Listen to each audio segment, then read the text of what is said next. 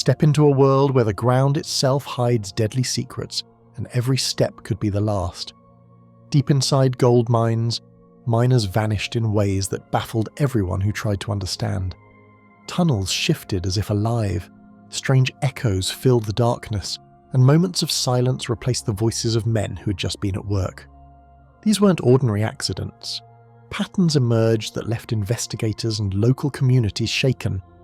Families waited for answers that never came, while some who survived spoke of events that defied explanation and logic.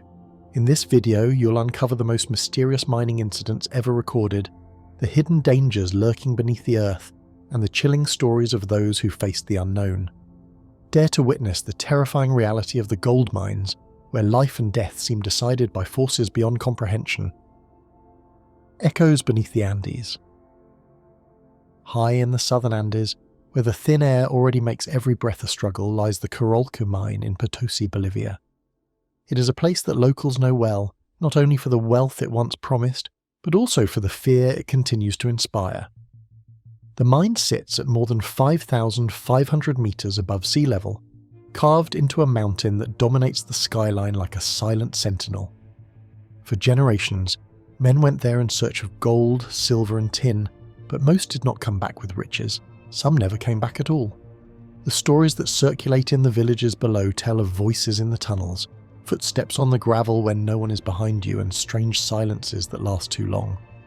The Carolco mine opened in the early 20th century, when Bolivian mining was booming under private companies and foreign investors. At the time, the town that grew around it seemed to hold promise.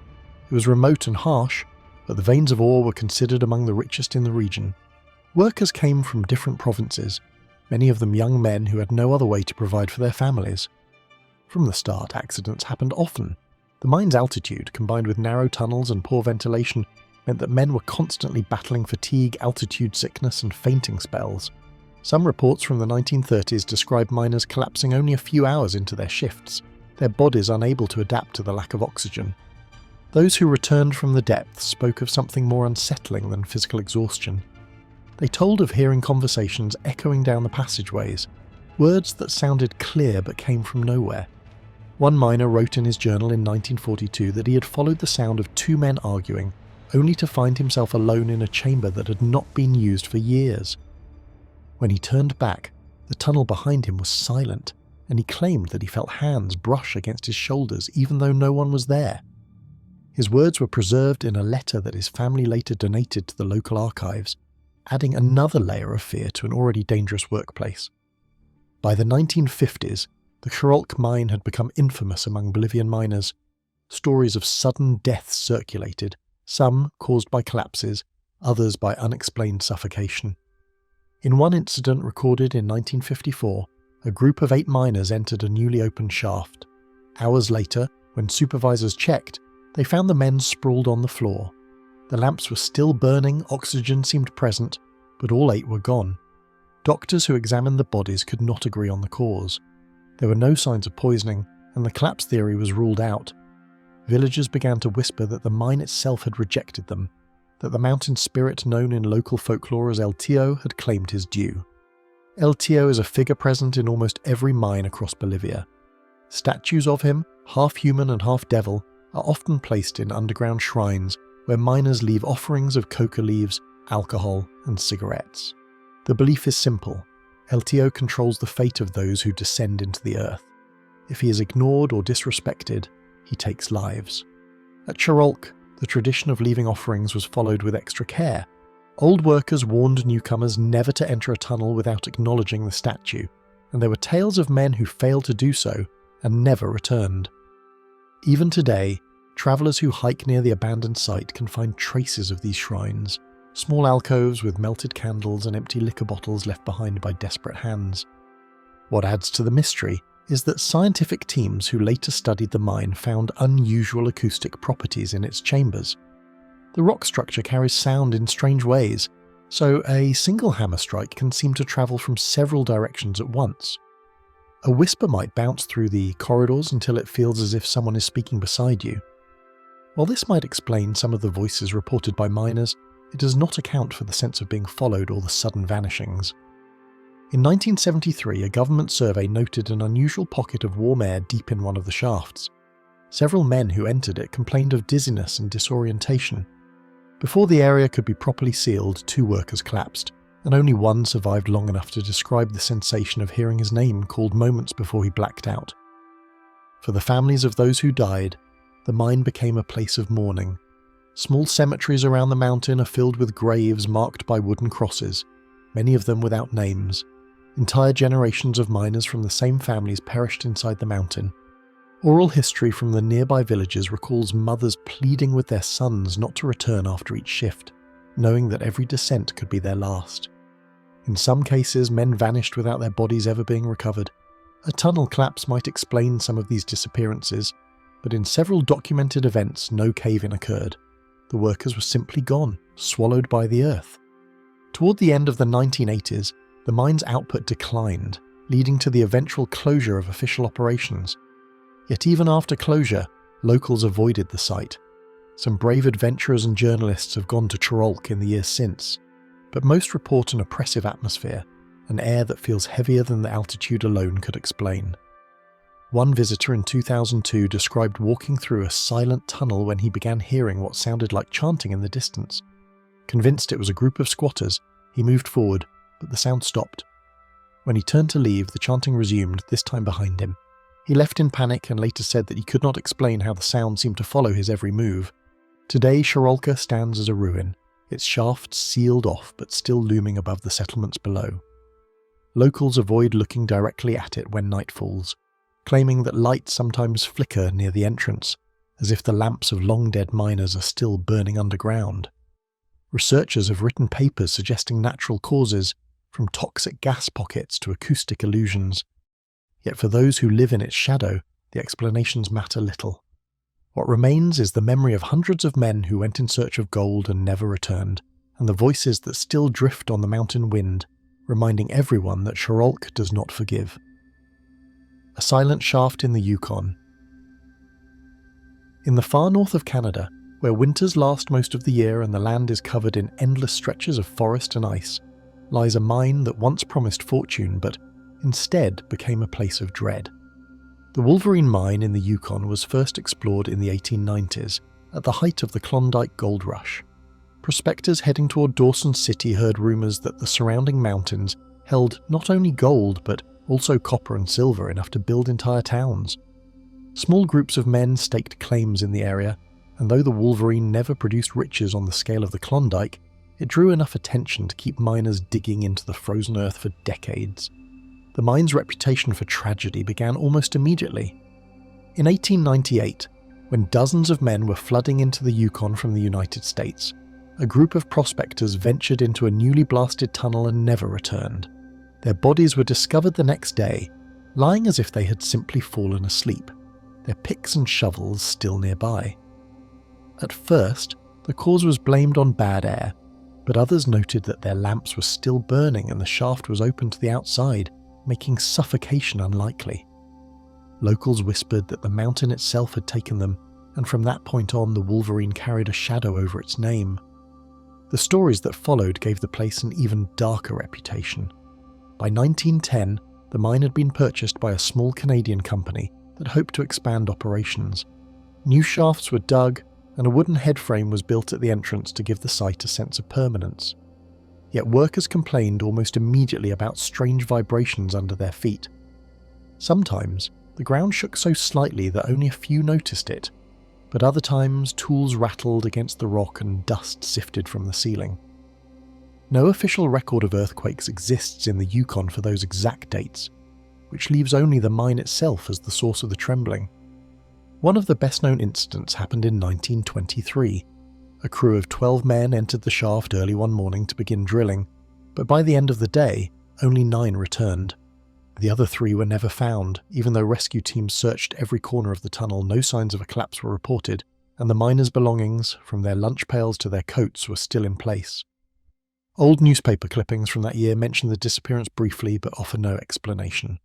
Families of the missing men never received answers, and the event became one of the mine's mysteries. It was not only deaths and vanishings that fueled the mine's sinister reputation. Workers often claimed to hear the sound of voices calling from the darkness. Some said they recognised the voices of friends who had died in earlier accidents.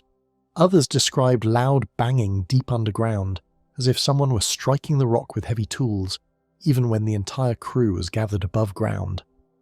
The mine's isolated location meant that it was unlikely anyone else was inside, and yet the noises persisted for years. In 1937, a foreman named James Miller recorded in his logbook that he personally heard the sound of drilling echoing from below, even though no one had entered that part of the shaft in weeks. The Wolverine was eventually abandoned for long stretches, only to be reopened again whenever metal prices rose.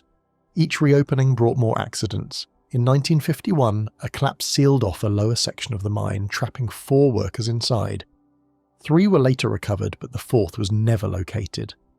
Strangely, the survivors told rescuers that they had heard the missing man shouting long after the collapse, but the voice always seemed to move away whenever they tried to follow it. Rescuers dug for days but never found his body, and the section was sealed off permanently. That story has been retold in nearby towns for decades, always with the chilling detail of a voice fading deeper into the rock. As the 1970s unfolded, the Wolverine's reputation drove many miners away, despite offers of better pay. The site stood quiet with rusting equipment and collapsing timber until a new company attempted to reopen it in 1980. This attempt ended after a series of unexplained accidents within the first year. Workers reported being struck by falling rocks in tunnels that showed no signs of instability, and 2 men died after being crushed by machinery that had been inspected only hours earlier. The company eventually pulled out, leaving the site to decay once more. In more recent times, those who entered the deserted mine described an oppressive stillness in its passageways. The Yukon is already a place where isolation can be overwhelming, but inside the Wolverine, that feeling is stronger. Explorers tell of standing in a shaft and hearing a low rumble under the ground, a sound that feels more alive than mechanical. Some say they have heard footsteps approaching and then fading away, though they were the only ones inside. Others mention a sudden drop in temperature, so sharp that their lamps flickered as if air had been pulled from the tunnel. Local First Nations people have their own stories about the land where the Wolverine sits. Some elders warn that the mountain should never have been disturbed, that it is a place where spirits rest and where the living do not belong. These beliefs were often dismissed by early prospectors, yet over time even the most skeptical miners began to treat them with respect. Offerings of tobacco and food were sometimes left near the entrance before a shift, not unlike the practices seen in South American mines with their own protective spirits. At present, the Wolverine mine is little more than a ruin. Wooden beams lean at odd angles, rusting rail tracks vanish into the earth, and snow drifts block parts of the entrance. Yet those who stand near it say that the silence is never complete. The Yukon winds howl across the landscape, but within the mine there are moments of absolute stillness, as if the place itself is listening. Then, without warning, a tremor might shake the stones, or a faint echo of a voice might carry through the dark. No matter how many rational explanations are offered, the legends remain tied to a place where miners sought fortune, but instead found shadows, silence, and unanswered questions. Beneath Welsh hills, a secret waits. Fog clings heavily to the mountains of Snowdonia, and hidden within them lies a place where the past has never been allowed to rest. The Carpathian slate mine near Blaenau Festiniog looks at first like any other abandoned quarry of Wales, its ruined buildings scattered across the hillside and its lake reflecting the clouds that hang low above. But step inside the tunnels that run beneath those hills, and the silence quickly takes on a weight of its own. The deeper one goes, the less the outside world exists, until even the sound of water dripping from the slate walls seems too loud, as though it should not be heard at all. Mining began here in the early 1800s, when the demand for slate was rising fast across Britain. At its height, the mine employed hundreds of men, each working long hours in dark chambers carved deep into the earth. Pay was low, accidents were frequent, and life expectancy for a miner was short. Records from 1875 describe a collapse that buried 6 men without warning, leaving behind only their helmets and scattered tools when rescuers finally cleared the rubble. Local papers at the time reported the incident in a few brief lines, but among the families of the lost, whispers grew that the mountain had taken them for itself and that their voices could still be heard if one listened carefully in the dark. The mine became notorious not only for accidents but also for disappearances. In 1893, two brothers named Evan and Rhys Morgan were said to have entered one of the lower galleries after a shift to recover tools they had left behind. Neither returned home that night. A search party found their lamps extinguished near the mouth of a side passage, but no trace of the brothers themselves. What unsettled the men leading the search was the condition of the ground. Fine dust covered the slate floor, and no footprints were leading farther inside. The passage ended in a wall of rock, and no collapse had occurred. Despite repeated efforts, the bodies were never recovered, and their names remain in local records as simply missing. Many of those who continued to work at Carpathian spoke of a strange mist that appeared in the deeper chambers. This mist had no obvious source, as the mine was well ventilated by long tunnels that connected back to the open air. Men claimed that the fog would appear suddenly, rolling in low and clinging to the ground, sometimes so dense that even a hand's length ahead was hidden. Several times, workers became disoriented in it and wandered off course. In 1904, one miner was found unconscious in the mist-filled passage, his face pale and his skin clammy. When he woke hours later, he insisted that he had heard someone whispering his name over and over even though he had been alone. With the arrival of the 1900s, the mine's reputation echoed beyond the valley. Travellers who came to the region to admire the mountains sometimes visited the site out of curiosity, but not all of them returned with simple stories of ruined buildings and deep caverns. In 1912, a visitor from London wrote in his diary that he had entered the upper levels with a guide and heard what sounded like a choir singing in the distance. When he mentioned this to the guide, the man refused to continue deeper and insisted they leave at once. That diary remains in a small museum today, one of many accounts that tie sound to the mine's long list of mysteries. What makes Carpathian different from other abandoned quarries is the way it continues to feel inhabited. Even after its closure in 1997, people who ventured inside, explorers, photographers or historians, have described hearing footsteps echoing behind them. In some cases, they claim to see shapes in the fog, human figures moving through the chambers before fading into the stone. A local group that surveyed the mine in 2003 recorded unusual acoustic effects in certain caverns, where a whisper at one end carried clearly to the other, making it easy to mistake echoes for voices. Yet even with a scientific explanation, those who spend time inside often report a sense that someone unseen is close by. Perhaps the most chilling tale is tied to a chamber known by explorers as the ballroom, a wide space deep underground where miners once gathered for meetings. In 1979, two teenagers exploring the tunnels said they saw lanterns glowing in the distance. Believing other people were inside, they followed the lights, but as they drew closer, the glow faded until nothing remained. When they turned back, they realized the route they had taken seemed longer than before, as though the tunnels themselves had changed. Hours later, they finally emerged, shaken and pale, convinced they had been led astray on purpose. For the community of Blaenau Festiniog, the mine remains both a source of pride and unease. Families trace their history back to the generations who worked in its chambers, carving the slate that roofed houses across Europe. Yet the stories of loss linger. Cemeteries nearby hold the graves of men who died underground, their markers worn by rain but still carrying names and dates that remind passers-by of the dangers faced inside the mountain. Some families still speak of hearing knocks on their doors late at night during storms, believing it to be the spirits of those who never came home. Modern explorers enter the tunnels with electric lights and protective gear, yet even with modern safety, they admit the air inside feels heavy. In 2010, a group of cavers recorded their experience for a documentary and reported that their cameras captured faint sounds of voices when no one was speaking. Audio experts who reviewed the footage could not agree on whether it was interference or something else. What remains certain is that the silence of Carpathian is rarely complete, and its stillness seems to hold more than just the echoes of slate being cut long ago. Standing outside the entrance today, the lake calm and the hills quiet, it is hard to imagine the hundreds of men who once descended daily into that darkness. Yet inside, the walls still carry the weight of everything that happened there. Every accident, every disappearance, every whispered voice that was never explained. Those who walk through the abandoned chambers leave with the same impression. that beneath the Welsh hills something waits, silent and patient, hidden in the stone. The cold darkness of Alaska's Sanford. Snow settles quickly in the interior of Alaska, covering valleys and mountains in a silence so complete that it feels unnatural.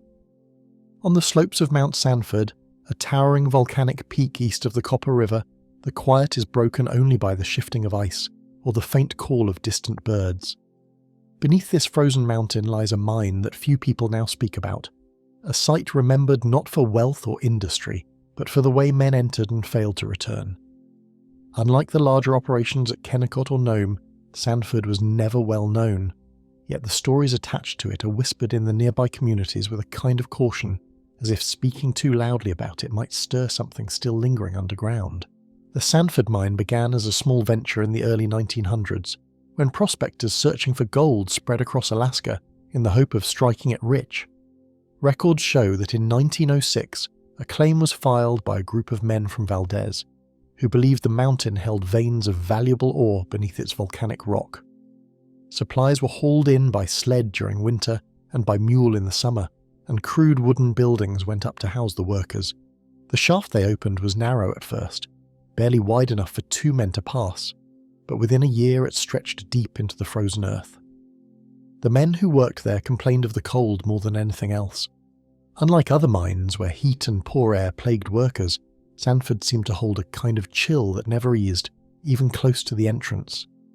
Some said it felt colder the farther they walked, as though the mountain's heart was made of ice. The first tragedy came in January 1908. 3 men entered the shaft after a night of heavy snow, their task to check timber supports that had begun to creak. When they did not return, a search party followed with lanterns. The rescuers found the men lying side by side in the tunnel, their tools scattered near them. There had been no collapse, and no signs of a gas leak, yet their faces were pale, their eyes wide open as if they'd seen something in their last moments. The coroner who examined them wrote simply that the cause of death was exposure, though how men dressed in thick coats, only a few hundred feet underground, could die of cold so quickly was never explained. After that, workers began to speak of strange drafts in the mine. The air would suddenly grow bitterly cold, enough to make lamps flicker and breath come out in thick clouds, even when no wind could have reached so deep. Some claimed they could hear faint cracking sounds in the rock, as if ice were shifting somewhere beyond the walls. The miners gave these drafts a name, the Black Breath, and warned newcomers never to ignore it. They said that when the breath passed through, a man should leave his work at once, because anyone who stayed behind would not last long. Expansion efforts were made by 1912, including the hiring of more men and the installation of new machinery, though the accidents did not stop. One winter, an entire crew of 5 failed to come up after their shift. The rescue team reported that the tunnel they were working in was empty. Lamps still hung from the walls, picks and shovels leaned against the rock, but the men were gone. No signs of a collapse could be found, and the ground showed no disturbance. To this day, their bodies have never been discovered. Their disappearance was recorded in a short note in the Valdez Daily Prospector newspaper, but no explanation followed. Families who waited for answers eventually gave up, leaving only rumours to fill the silence. With each passing year, the stories deepened in darkness. Workers spoke of hearing their names whispered in the tunnels, low voices carried by no one they could see. Some said they felt a hand brush against them in the dark, only to turn and find the passage empty. One survivor of a collapse in 1919 claimed he had seen a figure standing in the lantern light before the rocks came down, a figure with no face, watching in silence. He never returned to the mine after that and moved his family out of the valley within weeks. Unlike most mines in Alaska, Sanford gained its reputation from the way it defied human attempts to control it. Equipment broke down more often than it should, timbers splintered even when freshly cut, and carts derailed without reason. Geologists who surveyed the site in the 1920s noted unstable permafrost conditions, which may explain some of the hazards, yet those who worked inside insisted the dangers went beyond natural causes. They said the mine did not want them there, and that the cold was a warning they failed to heed. Largely deserted in the 1930s, Sanford briefly stirred back to life during World War II as miners returned for much-needed minerals. Their attempts were short-lived. In 1943, 2 brothers from Fairbanks entered the shaft with modern lamps and protective gear. They had promised their families they would return within the week, but they never came back. A search team followed their tracks to the entrance where everything appeared normal, but no sign of them was ever found inside. The families placed a wooden cross near the opening, and from that time on, the mine was left to the snow and silence. Now, almost nothing endures of what was once the Sanford operation. The wooden buildings have collapsed under decades of heavy snow, and the shaft is partially sealed by ice. Locals still avoid the site, especially in winter, when they say the mountain seems alive with strange sounds. Hunters passing nearby claim to hear muffled knocks echoing from under the ground, like someone striking the rock with a hammer. Others have reported seeing a dim light flicker deep within the entrance, moving slowly as though carried by an unseen hand. Standing at the foot of Mount Sanford, the scale of the land makes human effort feel small. The mountain rises nearly 16,000 feet into the sky, its slopes scarred by glaciers and rockfalls. Against such power, a narrow shaft dug by desperate men seems insignificant. Yet the stories of what happened there remain, carried by families and by the few records that still exist. Those who remember speak carefully, saying that the mountain keeps what it takes, and that the cold darkness inside will never give back what it has claimed. Where the desert swallows. Dust rises easily in the Nevada desert, clinging to skin and clothing until every step feels heavy. In the town of Tonopah, once a bustling centre of mining activity, the scars of that industry are everywhere. Open pits, collapsed shafts and rusting machinery scattered across the barren land. Among the many operations that once brought fortune to a few and misery to many, one mine became the subject of rumours that refused to fade. It was said to consume men whole, leaving no trace, as if the desert itself had decided to take them back. The Tonopah mining district was founded in 1900, when prospector Jim Butler discovered silver-rich ore that quickly drew thousands to the area. With that boom came gold exploration, and companies rushed to open new shafts in the surrounding hills. By 1903, Tonopah was being called the Queen of the Silver Camps, though gold veins ran through its rocks as well. The pace of work was relentless, and miners descended day after day into shafts that cut deep into unstable desert ground. It was in one of these shafts, remembered vaguely in records but vividly in local accounts, where the first strange incident occurred. In the summer of 1905, a crew of 4 men was sent into a newly blasted tunnel. Hours later, their absence was noticed when the hoist operator realised no signal had been given to bring them back up. A search party entered the shaft with lamps, finding only the men's tools lying on the floor of the drift. The ground was undisturbed, and there had been no collapse, yet the men were gone. The disappearance was reported in the Tonopah Bonanza newspaper, but the article offered no explanation beyond possible cave-in, even though witnesses swore the tunnel walls had not moved. Families received no bodies to bury, only the uncertain memory of men who had stepped into the earth and vanished. More unsettling reports followed. Miners working night shifts began to describe voices drifting through the tunnels, faint at first but growing clearer the deeper they went. One man said he heard his own name called 3 times in the dark, though no one was nearby. Another claimed to see a shadow moving across the wall cast by no lamp. The desert above was equally unforgiving, and when men failed to return home after a shift, families were left wondering if they had died underground or been lost in the endless stretch of sand and sagebrush. The reputation of Tonopah by 1911 was one of both great riches and great loss. Fires, explosions and collapses plagued the district, but the particular shaft whispered about in town carried something more haunting. Old records from the Nevada Bureau of Mines mention unaccounted fatalities in connection with the site, a rare phrase in reports that were usually precise about accidents. Among the miners themselves, it was said that the tunnels led nowhere, that they twisted and folded back on themselves until a man could wander for hours without reaching the surface. Some believed the earth beneath Tonopah was hollow, swallowing those who strayed too far into the dark. The disappearance of Thomas O'Leary in 1922 remains one of the most remembered events from the mine's history. O'Leary was only 19 and had joined the crew less than a month earlier. On the morning of May 14th, he descended with a group of men to clear debris. When the others turned back, they realised he was no longer with them. At first, they assumed he had returned to the surface, but when they reached daylight, he was not there. A search lasting 2 days revealed nothing. No body, no tool, not even a scrap of clothing. His disappearance was widely discussed in Tonopah at the time, and his family later left the town altogether. To this day, his name is etched into a weathered stone at the local cemetery, marked with the simple word "lost." Individuals who worked the shaft in later years insisted the desert played tricks on the senses. The air grew still and thick the deeper one walked, and sometimes the dust refused to settle, making lantern light dim and uncertain. Some miners spoke of a low hum, almost like the vibration of distant machinery, though nothing was running. Others described the sense that the tunnels shifted when no one was looking, with familiar paths suddenly ending in blank walls of rock.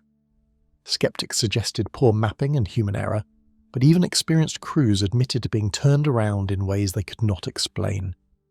As Tonopah declined in the 1940s, when the richest veins were finally exhausted, the mysterious shaft was closed and left to the sand. Yet stories persisted among those who remained in the town. Hunters exploring the hills in the 1960s claimed to see strange lights near the abandoned entrance, flickering as though lanterns were still being carried underground. In 1978, a group of teenagers who dared each other to enter reported hearing the sound of picks striking stone echoing through the tunnels, though no one was inside.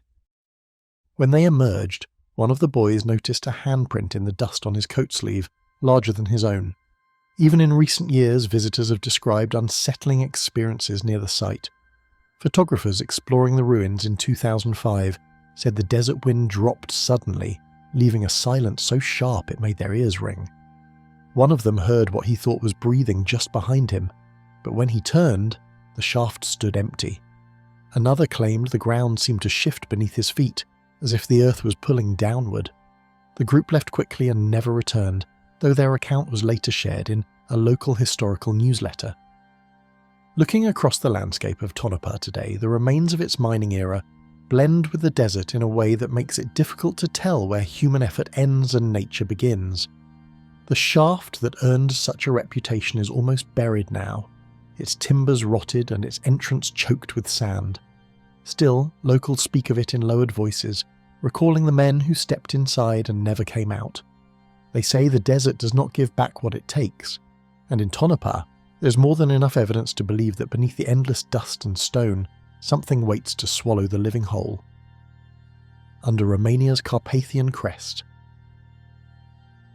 Against the jagged peaks of the Carpathians, snow often gathers in towering drifts, concealing the terrain below. Hidden within the wooded valleys of Hunedoara County, Romania lie tunnels carved centuries ago by miners in search of gold and salt. Stories tied to these tunnels have clung to the region as firmly as the mist that settles on the slopes each morning. Among them, one particular mine near the village of Bucium has lingered in memory, not because of its riches, but because of what seemed to happen to those who dared to enter too far under the mountain. The history of mining in the Carpathians stretches back to Roman times, when soldiers and engineers extracted gold from the very hills that tower over the valleys today. In 1897, renewed interest in the region brought a group of miners to reopen an abandoned shaft long sealed by rock and ice. The first crews spoke of unusually narrow passages, as if the earth itself resisted intrusion, and of sounds that echoed strangely through the stone.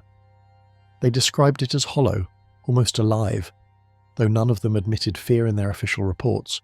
Within weeks, however, 2 men were missing. According to records from the town of Abrud, dated May 1897, the men had gone underground to survey a newly blasted section. Hours passed without their return, and when a search party was sent down, they found the men's helmets placed carefully by the entrance to the drift.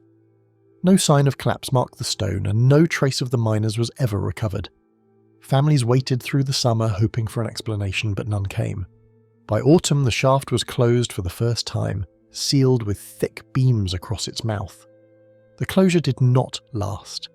In 1903, prospectors driven by the lure of gold broke through the barriers and pushed further into the mountain. They carried with them oil lamps and hand tools, leaving chalk marks on the walls to avoid becoming lost. Men later reported those same chalk marks vanishing overnight, as if the stone had swallowed the white lines. One foreman, a man named Petre Ionel, wrote in his notebook on July 18th that he felt certain the tunnels shifted when he turned his back. His notes ended abruptly 3 days later, and when he failed to appear at the surface, he was declared missing. A search found nothing beyond his abandoned notebook and a half-burnt lamp. Rumours spread quickly through the nearby villages. Some spoke of old Roman spirits still guarding their treasure. Others whispered about voices rising from the rock itself, chanting in a language no one could identify. Miners swore they heard footsteps following them, echoing clearly yet never catching up. In one widely told account, a worker named Mihai Ciorba returned to the surface pale and trembling, saying he had seen a figure in Roman armour standing motionless deep in the shaft. The figure raised a hand, then vanished when Mihai looked away. He never worked underground again. Despite these warnings, the mine saw bursts of activity throughout the early 20th century. Crews came and went, some drawn by the hope of striking a hidden vein, others by sheer defiance of the mine's reputation. In 1921, 3 brothers from Cluj descended together, promising they would not separate. When hours passed and they did not return, lanterns were lowered into the shaft. Only one brother was found, crouched against the wall and unable to speak. He lived 2 more days but gave no explanation, staring silently at the ceiling until his death. The communist government of Romania in the 1950s reopened many mines, including the one under the Carpathian crest. Records show attempts were made to map its passages, but drawings were inconsistent. Surveyors often returned with different accounts of the tunnel's layout, as though no 2 visits revealed the same structure. In March 1958, a team of engineers disappeared during one such survey. Their instruments were recovered near the entrance, but the men themselves were not. The state briefly investigated, then abruptly declared the site unstable and closed it once again. Local accounts did not stop. Shepherds grazing their flocks along the slopes told of hearing faint hammering below their feet, though the shafts were officially sealed. Hikers in the 1970s reported lights flickering in the forest at night, pale and bluish, rising briefly from the ground before vanishing. One traveller described a smell of smoke drifting from the sealed entrance, though no fire was found. In 1984, an amateur group of explorers from Alba, Iulia, managed to pry open a section of the collapsed entrance. They carried tape recorders, hoping to capture the strange sounds people had spoken of. 2 hours into their exploration, the devices picked up a low rhythmic noise similar to metal striking stone. The group panicked and fled, but one man tripped and fell behind. His companions claim they heard him cry out once, then silence followed. Search efforts recovered nothing. His recorder, however, was later found still running. It contained only the hollow sound of dripping water, interrupted occasionally by the same striking noise that had frightened the group. When communism fell in 1989, the region opened to more independent exploration. Yet those who attempted to study the mine scientifically often abandoned their work after only a few visits. A geologist in 1992 wrote that the air inside seemed unusually dense and cold, draining his energy until he could barely stand. He never returned. By the 2000s, interest had dwindled, and the shaft was left once more to the forest and the snow.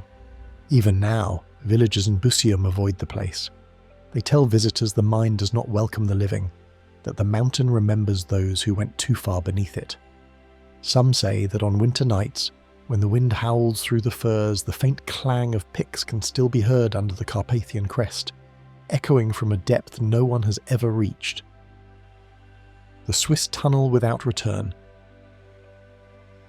The mountains of Switzerland hold countless tunnels, some carved for railways, others for roads that twist through stone so dark and narrow that headlights barely seem to cut the gloom. Travellers passing through these routes rarely think about what might have happened before them, focusing only on the echo of their own tyres and the thin circle of light that leads them forward. Yet one tunnel near the border of Uri has long carried a reputation among drivers and railwaymen. Locals call it the tunnel without return, and while most dismiss the name as a warning about sharp turns and avalanches, a handful of reports have suggested something more unsettling hides within its stone throat. In the winter of 1963, 2 Swiss students returning from the holiday in Andermatt told police they had entered the tunnel after sunset. Snow had been falling all day, and by the time they reached the narrow passage, the mountains around them were nearly invisible.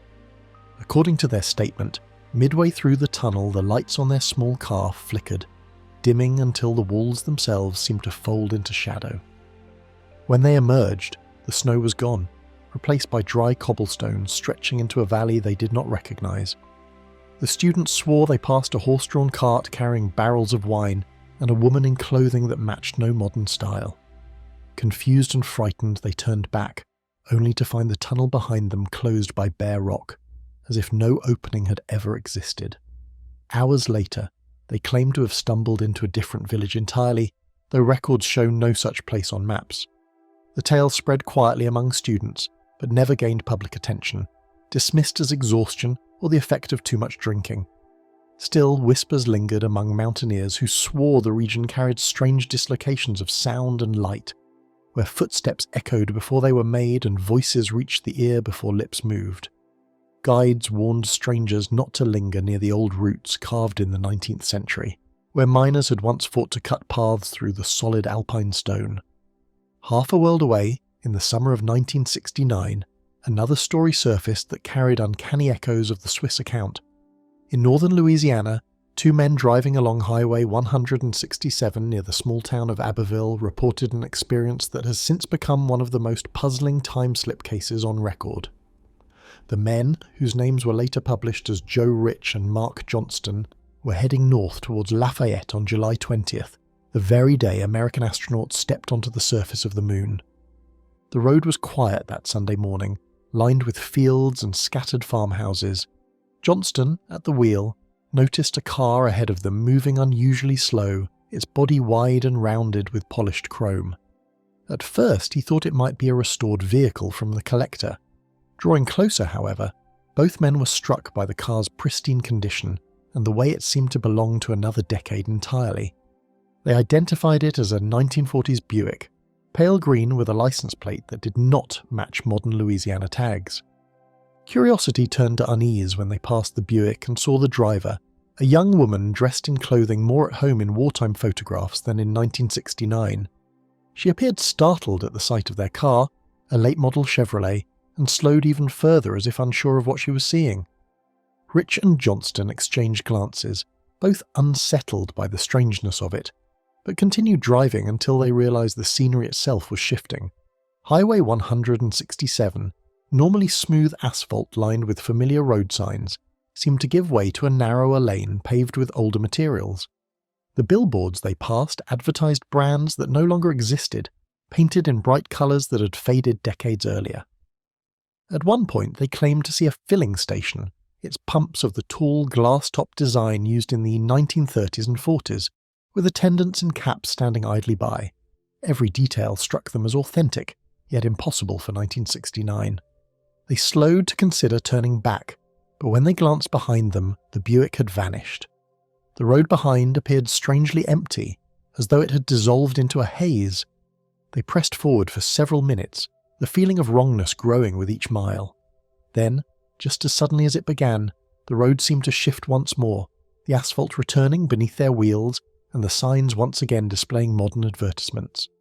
When they finally reached Lafayette, the two men tried to explain what they had seen, but few believed them. Years later, researchers looking into both accounts, the Swiss tunnel and the Louisiana highway, noticed parallels that were difficult to ignore. In both cases, a passageway served as the threshold, whether the dark rock tunnel under the Carpathian ridge or the tree-lined highway stretching across Louisiana farmland.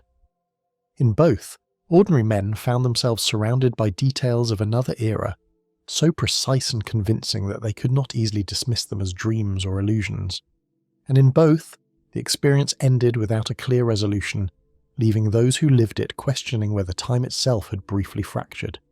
Some folklorists have tried to explain the Swiss tunnel story as a survival of older mountain legends, where travellers are lured into hidden realms and return centuries later. Historians, meanwhile, point out that the Louisiana case occurred at a moment of heightened cultural tension. The moon landing, the Vietnam War, rapid change in American life, that might have coloured the imagination of the men who reported it. Yet their testimony never wavered, even years afterward, and both insisted they had encountered something real. To this day, Highway 167 carries ordinary traffic, its stretch between Abbeville and Lafayette unchanged, except for new lanes and modern service stations. Drivers speed along without ever considering that one July morning two men believed they had slipped into another time. In Switzerland, the tunnel without return remains unmarked on tourist guides, though villagers still say that if you enter during the last light of winter, you may not find the same world waiting when you emerge. What lingers is not proof, but memory, the uneasy conviction of those who claimed the road beneath their wheels had shifted, carrying them where they should not have gone. Whether it was the fault of imagination, exhaustion, or some unknown fold in time, their words remain as steady and unyielding as the mountains of Uri and the long, flat stretches of Louisiana highway. Deep in Spain's Sierra Nevada. The peaks of Spain's Sierra Nevada rise above the Andalusian landscape in a way that seems almost impossible, their ridges capped with snow even while villages below bask in bright Mediterranean light. Shepherds have walked these slopes for centuries, and travellers crossing from Granada to Almería speak of sudden changes in weather where the sun can turn to storm in minutes. Beneath the beauty, however, lies a network of forgotten passages and stories of strange disappearances that echo through the region. People who know the land well say the mountains keep secrets, and every so often they reveal them only to those who wander too far from the marked trails. The archives hold an account from as far back as 1884, when Granada was devastated by an earthquake that took thousands of lives. Among the handwritten testimonies preserved in the municipal records of Langeron is a note about 3 muleteers who vanished while crossing the high ridge near Mulhacen, the tallest peak in continental Spain. The report says their animals were later found tied neatly to a tree at the foot of the slope, saddles intact and goods untouched. No tracks led away from the spot, as though the men had been swallowed by the mountain itself. Villagers believed the earthquake had opened fissures that lured travellers into underground chambers, though no evidence was ever uncovered. Nearly a century later, in August of 1972, 2 climbers from Madrid, brothers named Luis and Antonio Navarro, went missing during a weekend hike. They had set out to cross the old miner's path that wound between abandoned shafts dating from the 19th century, when lead and silver were pulled from the rocks in dangerous conditions. The brothers left their car parked at Trevalles and promised to return by Sunday night, yet they were never seen again.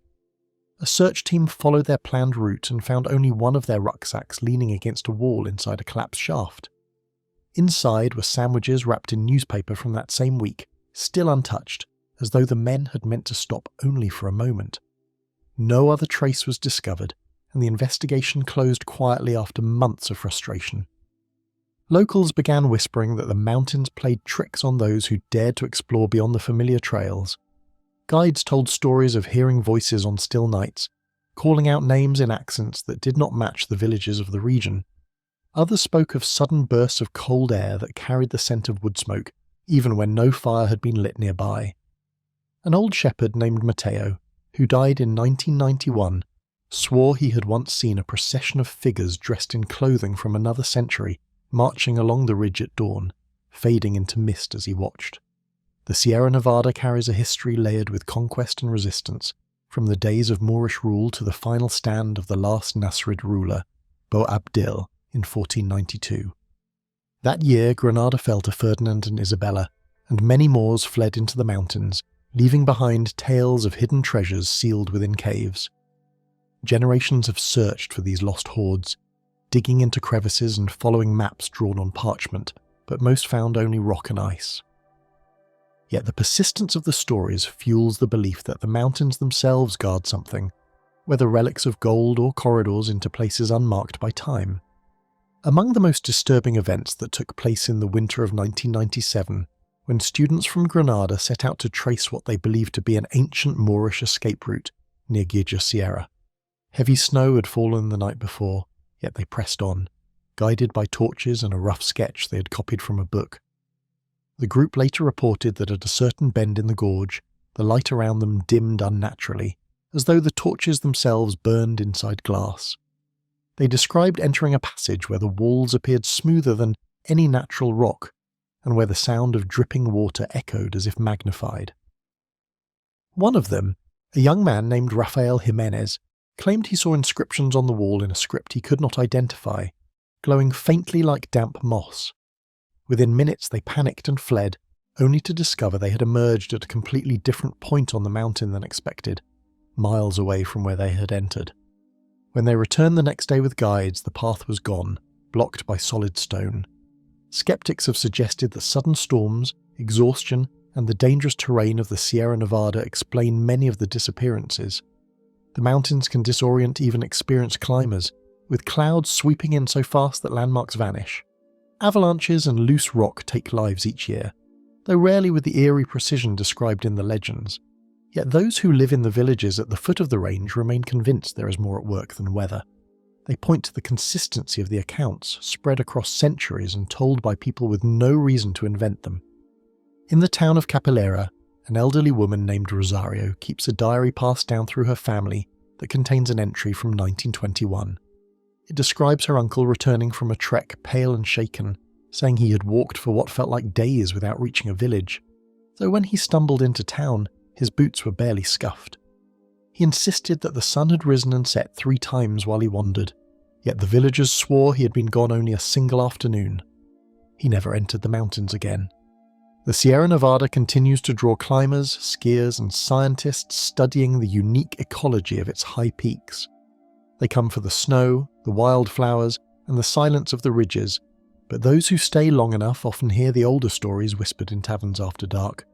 Some laugh them off as superstition, yet others listen carefully, aware that the line between legend and reality in these mountains has always been thin. Travellers vanish, time bends, and paths appear only to close again, as though the range itself decides who may pass and who must remain. In the end, what is remembered are the fragments. A rucksack left on stone, hoofprints without riders, glowing marks on hidden walls, and voices carried by cold winds down into the villages. The Sierra Nevada keeps its secrets deep within its ridges, and those who enter know that once inside, the mountain may choose not to let them go. A graveyard of bones in Australia. The first time explorers stumbled upon the dry lake beds of western New South Wales, they noticed the ground looked different from the endless plains around it. The soil was pale, almost white in the sunlight, and scattered across it were fragments that at first seemed like ordinary stone. When they bent down to pick them up, they realized they were holding pieces of bone, some weathered to dust, others surprisingly intact. Word spread in the 1960s that Lake Mungo and the surrounding Willandra lakes held more than just fossils of ancient animals. They held human remains so old that they rewrote what many thought they knew about life on the continent. In 1969, geologist Jim Bowler made one of the most startling discoveries in Australian history. While studying the wind-shaped ridges near Lake Mungo, he uncovered the skeleton of a woman who had lived there more than 40,000 years ago. She had been carefully buried, her bones sprinkled with red ochre, the earliest known evidence of ritual burial in the world. The woman, known today as Mungo Lady, changed the timeline of human presence in Australia, proving that communities had thrived in these lands long before earlier estimates. Just 5 years later, Bowler found another skeleton nearby, a man who had been laid to rest with his hands folded, his body partly burned. The site quickly gained a reputation not only among archaeologists but also among local communities who felt the land carried voices that still lingered in the wind. But the story of the graveyard does not stop at Mungo. Across the inland deserts and dried basins of Australia, bones appear in places where few expect them. Farmers have uncovered ancient skulls while ploughing fields, and hikers have reported stumbling across rib bones jutting from the sand. These are not the remains of modern tragedies, but echoes of an older world when the land looked very different. The Willandra Lakes, now arid and silent, once teemed with water. Around 50,000 years ago, there were lush environments where families fished, cooked over campfires, and left behind traces of their daily life. Archaeologists have found fireplaces with fish bones charred black, grinding stones still bearing marks from seeds crushed into flour, and footprints preserved in hardened clay. What unsettles many visitors is the sheer scale of the discoveries. Scientists estimate that tens of thousands of individuals may be buried beneath the shifting sands. The winds uncover them slowly, exposing skulls, jawbones, and long bones before covering them again. Those who walk the ridges sometimes speak of a strange silence that falls over the land, as if the ground itself remembers. Local elders say the spirits of the ancestors remain tied to the lakes and must be respected. When outsiders disturb the remains without permission, stories circulate of sudden illness or misfortune. Whether coincidence or not, Enough incidents have been recorded that even skeptical researchers tread carefully. In 1980, a team of students from Sydney University spent weeks cataloguing bones under the hot sun.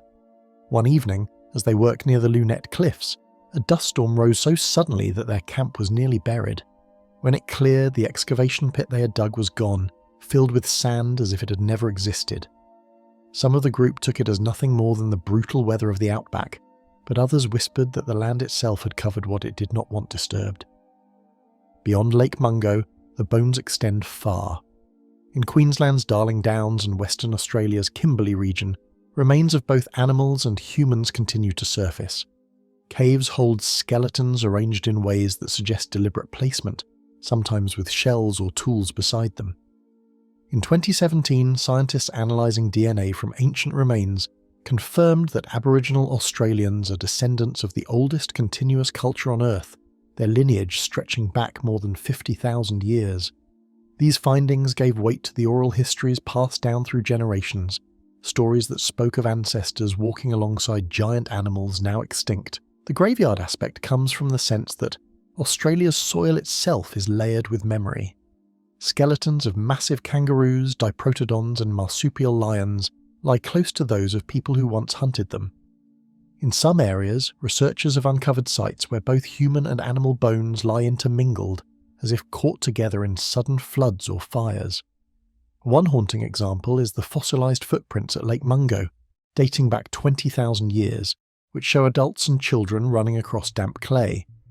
Some prints suggest a chase, others a group moving together, their direction leading toward dunes where bones were later uncovered. The modern presence of these bones creates tension between scientific curiosity and cultural responsibility. Aboriginal elders argue that the remains are not relics but family, deserving of respect and proper care. Over the years, clashes have erupted between researchers eager to study and communities demanding repatriation. In 1992, after long negotiations, the remains of Mungo Lady were handed back to traditional custodians and reburied in a secret location. Similar returns have followed across the continent, as museums slowly acknowledge that the bones are not mere artifacts. Still, the land continues to reveal more. In 2006, after heavy rains, a hiker stumbled across fragments near Lake Victoria, and within weeks, archaeologists uncovered one of the largest burial grounds in Australia with hundreds of skeletons.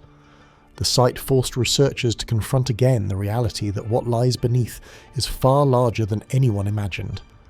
It is not just a scattering of bones, but entire communities resting in silence. For those who visit, the impact is hard to shake. Standing on the ridges of Lake Mungo at sunset, the light turns the dunes a deep red, and the silence presses close. Travellers describe feeling watched, though no one is near. The knowledge that beneath every step may lie bones tens of thousands of years old creates a weight that is both humbling and unsettling. Some leave with a renewed respect for the depth of human history in Australia. Others leave with an unease that lingers long after, as if the ground beneath them had whispered something they could not fully understand.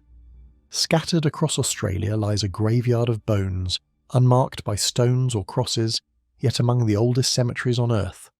It tells of survival, ritual, and the passage of time beyond imagination. Whether seen through the eyes of science or the stories of the first people of the land, the message remains the same. The soil remembers, and within it rests the oldest traces of humanity, waiting for the wind to uncover them again. Whispers in South Africa's Witwaters Rand. Long before the gold rush shaped the destiny of Johannesburg, the Witwaters Rand was a high plateau marked by ridges, grasslands, and sudden outcrops of stone that caught the afternoon light. Beneath the soil, seams of gold stretched for miles, hidden until prospectors uncovered them in the 1880s. The rush that followed built towns overnight, pulled thousands from Europe and across Africa, and turned the land into one of the most contested regions of the continent. Yet the mines carved deeper than gold alone. Stories spread of tunnels that breathed strange winds, voices echoing where no worker stood, and shadows moving against the lantern light. For as much as the Witwaters Rand was a centre of wealth, it also became a place where whispers carried through stone. The underground network had grown vast by the early 1900s, with shafts running for kilometres.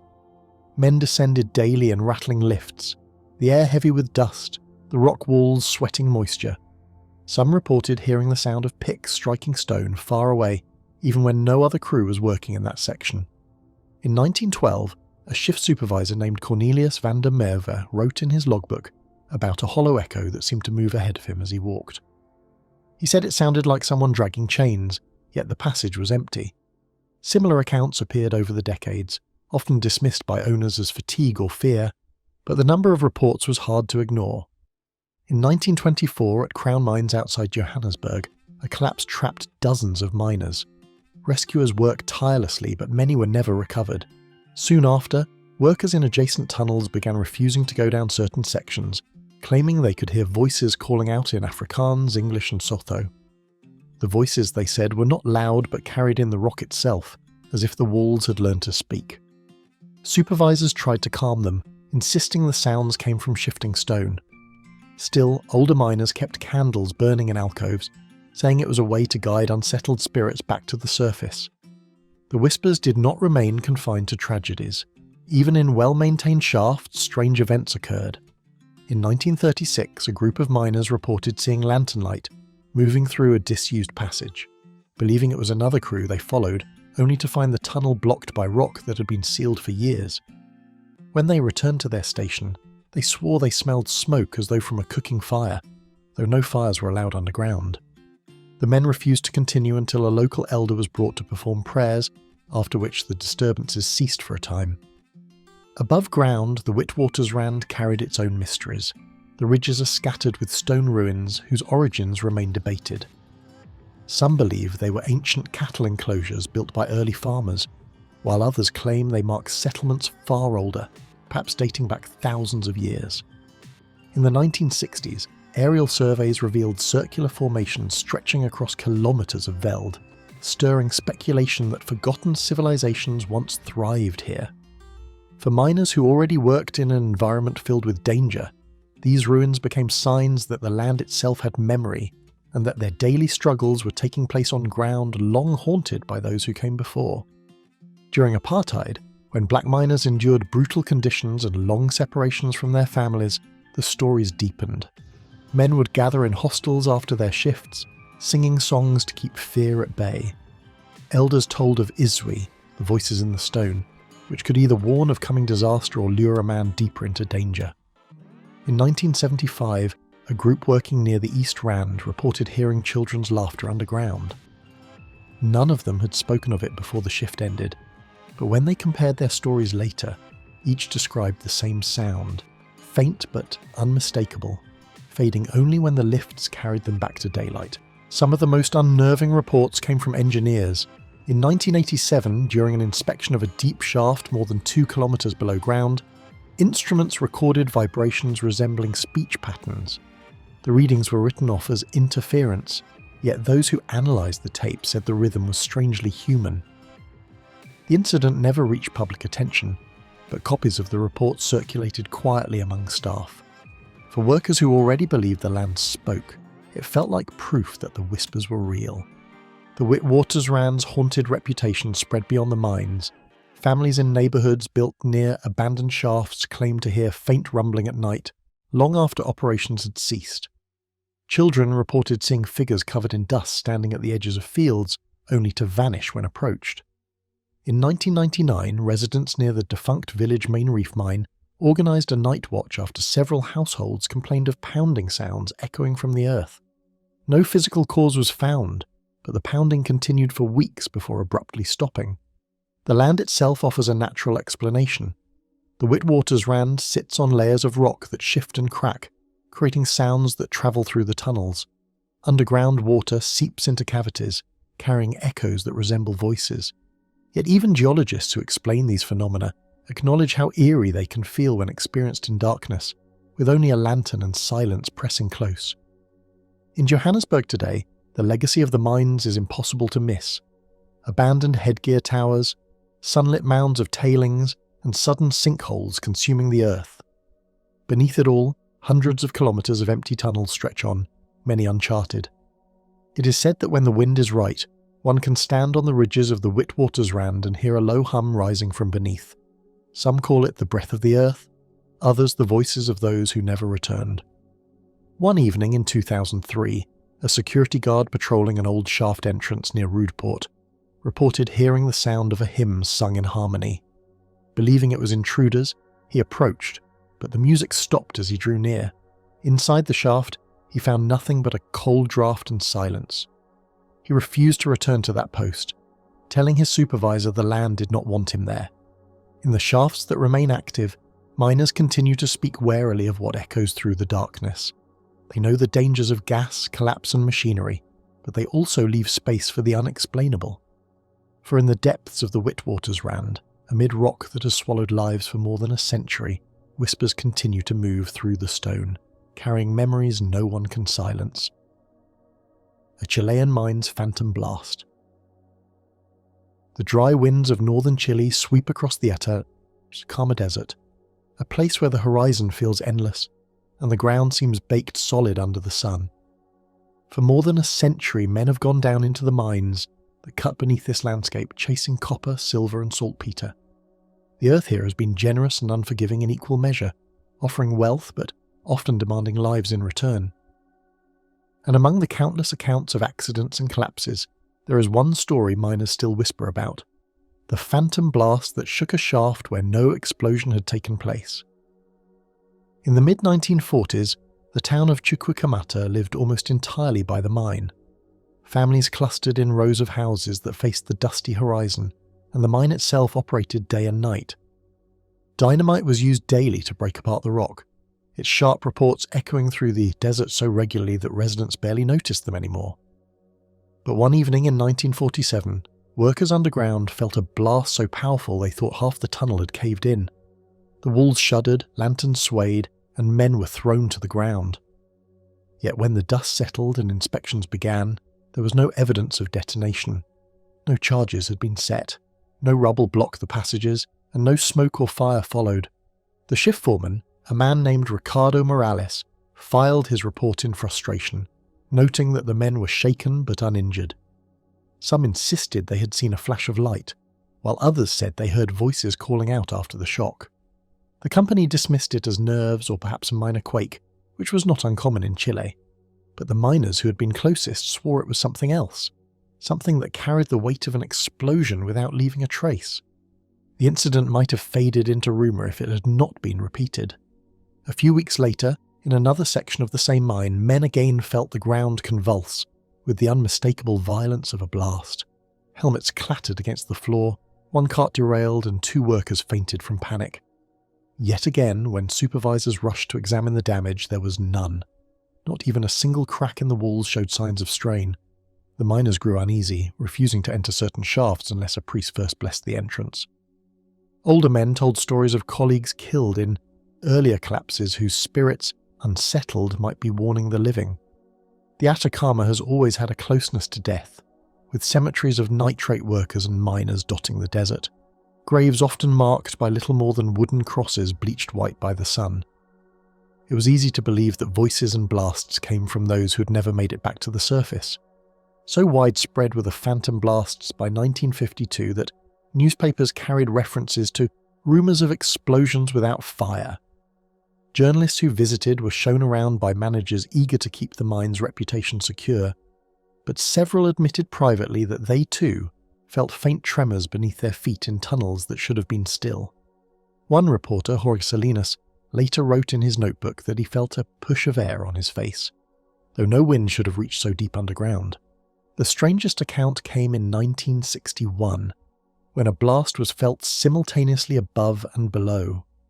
Workers on the surface claimed to see a column of dust rise briefly from the ground, as though something deep inside had forced its way up. Yet there was no evidence afterward, and engineers measuring the pressure of gas pockets found nothing unusual. Still, many swore they heard the sound of dynamite, sharp and rolling, carrying across the desert before fading into silence. Scientists occasionally suggested the cause lay in the geology itself. The Andes are alive with movement, and subterranean shifts can create acoustic effects that mimic explosions. But miners were unconvinced. They pointed to the details, the way the blast always seemed to come with the flicker of lights, the gust of air, or the echo of human cries. In 1978, a crew of 6 refused to work a shaft for 3 days after one of these phantom events, claiming they had seen a figure standing in the dust that followed. Even into the 1980s, when technology and machinery replaced much of the older labour, the stories continued. Electric drills rattled where picks once rang, but men still whispered of the shock waves that came without warning. A supervisor named Daniel Robles recalled in 1984 that one shift heard an explosion so strong it rattled bolts loose from the ceiling supports. They prepared for evacuation, certain the tunnel would collapse, but nothing happened. Hours later, engineers confirmed no charges had been fired anywhere near their section. Local tradition tied these events to the idea that the desert holds memory. The Atacama preserves things with eerie precision. Mummies thousands of years old, wooden relics that never rot, even old boots and tools lying unchanged where workers dropped them. If the desert can hold the shape of the past above ground, miners reasoned, perhaps it also holds the sound of the past beneath it. Each phantom blast might be an echo of real tragedies long ago, replaying for those unlucky enough to hear. The phenomenon has not disappeared in recent years. In 2009, before the world's eyes turned to the San Jose mine collapse that trapped 33 men, another group of miners near Calama described what they thought was a routine detonation. The ground shook, they braced for falling stone, but no collapse came. Only later did they learn that no explosives had been used that day. Several of them, already familiar with the old tales, muttered that the phantom blasts were returning. Still active today, Chuquicamata has largely transformed into open pits, replacing many of its original underground shafts. The ghostly detonations are spoken of less, yet they linger in memory, especially among the older generation. Walk through the workers' housing areas and you might still hear someone mention La Explosion Sin Fuego, the blast without fire, some treat it as folklore, a way to explain the unpredictable desert. Others avoid speaking of it at all, afraid that giving it voice might summon it again. What remains certain is that in one of the driest places on Earth, where silence hangs as heavy as the heat, the miners of northern Chile once felt blasts that left behind no ruin, no flame, and no reason. And though decades have passed since the first report in 1947, the echo of those impossible explosions still travels in the minds of those who worked under the Atacama's relentless ground. Under Arizona's copper-gold veins. The hills of Arizona hold stories carved deep into their rock, where veins of copper and gold stretch like hidden rivers beneath the desert. Towns such as Bisbee, Globe, and Jerome owe their very existence to the mines dug into those slopes, and generations of men have gone down the shafts to wrest wealth from the earth. These mines were not only places of labour, but also places of legend, where strange lights, voices, and apparitions were whispered about in bunkhouses after long shifts. Some stories faded with time, yet others have held fast, tied to unexplained events that still haunt the history of the copper state.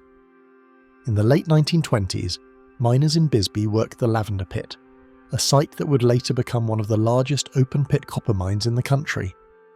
At that time, it was smaller, its tunnels narrow, lantern-lit and damp. One evening in 1928, a crew was lowering itself into one of the shafts when they felt a rush of cool air that should not have been there. The desert above was hot, still, and dry, yet the draft carried the scent of rain and something faintly metallic. Moments later, the men swore they heard the ringing of picks and hammers somewhere deeper below, though no other crew was scheduled to be working that level. When they investigated, they found the galleries empty, the sound gone as quickly as it had come. The strange noises returned in the months that followed. Men spoke of hearing wagons rumble along tracks long removed, or voices calling out commands in Spanish, though the crews working the mine then spoke English or German. Bisbee had once hosted Mexican miners decades earlier, during the first rush of the late 1800s, and some believed their spirits lingered in the tunnels, working a shift that never ended. Not far away, Jerome carried its own share of odd tales. The town, clinging to the side of Cleopatra Hill, was famous for both its copper and its lawlessness in the early 20th century. In 1931, 3 men descending into the United Verde mine reported seeing a glow ahead of them. At first, they assumed it was another lantern, but as they approached, the light stretched and took the shape of a figure standing still in the dark. One swore the figure raised a hand before vanishing into the rock. Startled, the crew searched the area, finding nothing except a faint warmth in the air where the light had been. Supervisors brushed aside these claims, insisting that the stress of long hours underground could play tricks on tired eyes. Still, the stories spread, and Jerome became known as a place where the earth itself seemed restless. Bars along Main Street often carried the talk of men who had seen things too strange to explain, though few dared say so in front of managers. In Globe, another copper town tied closely to the Miami Inspiration Mine, accounts surfaced of sounds like blasting when no charges had been set. In 1944, a night shift was rattled by what they thought was a collapse. Dust swirled, timbers creaked, and men scrambled towards ladders. But when the air cleared, nothing had moved. There was no debris, no cracks in the ceiling, and no evidence that the tunnel had shifted. Engineers suggested minor quakes, but those who were there claimed it felt sharper, more like an explosion. Some likened it to the phantom blasts whispered about in Chile, though whether the miners in Arizona knew of those events is uncertain. The copper mines of Arizona were not only places of wealth but also of tragedy, and many lives were lost in accidents across the decades. In Bisbee, 1912 saw a collapse that killed a dozen men, and in Jerome, fires occasionally broke out in the galleries, cutting off escape. Old miners often said the land remembered, and that the cries and sounds heard later were echoes of those who had not made it back to the surface. When open-pit mining became dominant in the 1960s and the shafts were abandoned, locals occasionally explored the empty tunnels. Several reported hearing the faint clink of tools or the rolling of ore carts in shafts that had been empty for years. A college student visiting Jerome in 1967 claimed he and his friend entered a drift and saw footprints in the dust that led forward but vanished abruptly in the middle of the passage. The prints looked fresh, as if made only moments before. The deeper stories often carried a note of warning. In Bisbee, men told of one tunnel where a knocking sound would start whenever new sections were cut. The knocking was steady, deliberate, as though someone were hammering from behind the walls. Superstitious miners avoided that shaft whenever possible, saying it belonged to those who had died there decades earlier. Not every account came from workers. Residents of the towns also spoke of odd vibrations that travelled up from the ground at night. In Jerome, a woman living near the old headframes claimed in 1972 that her house would shake at certain hours, as though a blast had gone off beneath her feet. Yet the mines had been dormant for years. Visitors laughed, but she held her ground, saying she'd grown used to the tremors and that they came with faint sounds of voices, as if men were calling to one another far below. Even in recent decades, when mining largely moved to massive open pits and the old shafts closed, reports linger. In 2005, a tourist tour in Bisbee's Queen Mine was interrupted when several guests said they felt a sudden wave of cold air sweep through, followed by the smell of smoke. Guides explained that drafts often occurred, but one of the older ex-miners nodded knowingly and said some things never leave these hills. Arizona's copper and gold veins gave rise to booming towns, ghost towns, and countless fortunes. Yet under the wealth lies another layer of history, one carved in whispers, blasts without fire, and figures of light glimpsed in the dark. For those who have worked beneath the desert, the land is not silent. It holds its memories in the rock, replaying them for anyone willing or unlucky enough to listen in the deep tunnels below. Voices from British Columbia's depths. Rising in stark permanence, the mountains of British Columbia conceal a history of tunnels and shafts driven deep into the rock for ore. Mining shaped the region from the late 19th century onward, with towns like Rossland, Nelson and Greenwood drawing thousands of workers who believed the earth held riches waiting to be taken. The silence of the forests above was broken by drills and dynamite. Yet below ground, another kind of sound was often reported, voices that did not belong to the men working there. In Rossland, once known as the Golden City, miners in the Le Roi mine often spoke of hearing faint conversations echoing through the stone. At first, these murmurs were dismissed as the noise of other crews working in nearby stopes, but more than once, they came when no one else was underground. In 1902, during a night shift, a man named George Campbell claimed he heard two men speaking in a language he could not understand, their voices drifting toward him as if carried by a hidden breeze. When he followed the sound, he reached a wall of uncut rock. The voices stopped instantly, and he later told his foreman that it felt as though the mine itself had spoken. The pattern repeated in other mines across the province. In Greenwood, where the Motherlode mine drew workers deep into the earth, strange cries were heard during the winter of 1914, Several miners insisted they had heard someone shouting for help, though when they rushed toward the sound, no one was there. The shafts were searched, ladders checked, and rails inspected, yet nothing explained the cries. A few of the men were so unsettled that they refused to go back underground for weeks. By the mid-20th century, when many of the smaller mines had closed, the legends grew as people recalled stories told by their fathers and grandfathers. Children were warned not to play near abandoned shafts, not only because of the danger of falling, but because of what might still be lingering in the dark. In Nelson, near the old Silver King mine, hikers reported hearing the clatter of tools long after operations had ceased. Some described the sound of picks striking rock, followed by the low murmur of voices that faded when anyone called out in return. There were also incidents tied to accidents, which were tragically common in the early years. In 1915, a cave-in in the Boundary District took the lives of 5 men. Survivors later claimed that for weeks afterward, while they worked to reopen the drifts, they could hear tapping on the stone as though someone were still trying to escape. Engineers said it was rock settling, but those who were there remembered it with unease. They described steady, rhythmic knocks, not random cracks, as if following a pattern meant to be understood. As decades passed, these tales wove themselves into the character of British Columbia's mining towns.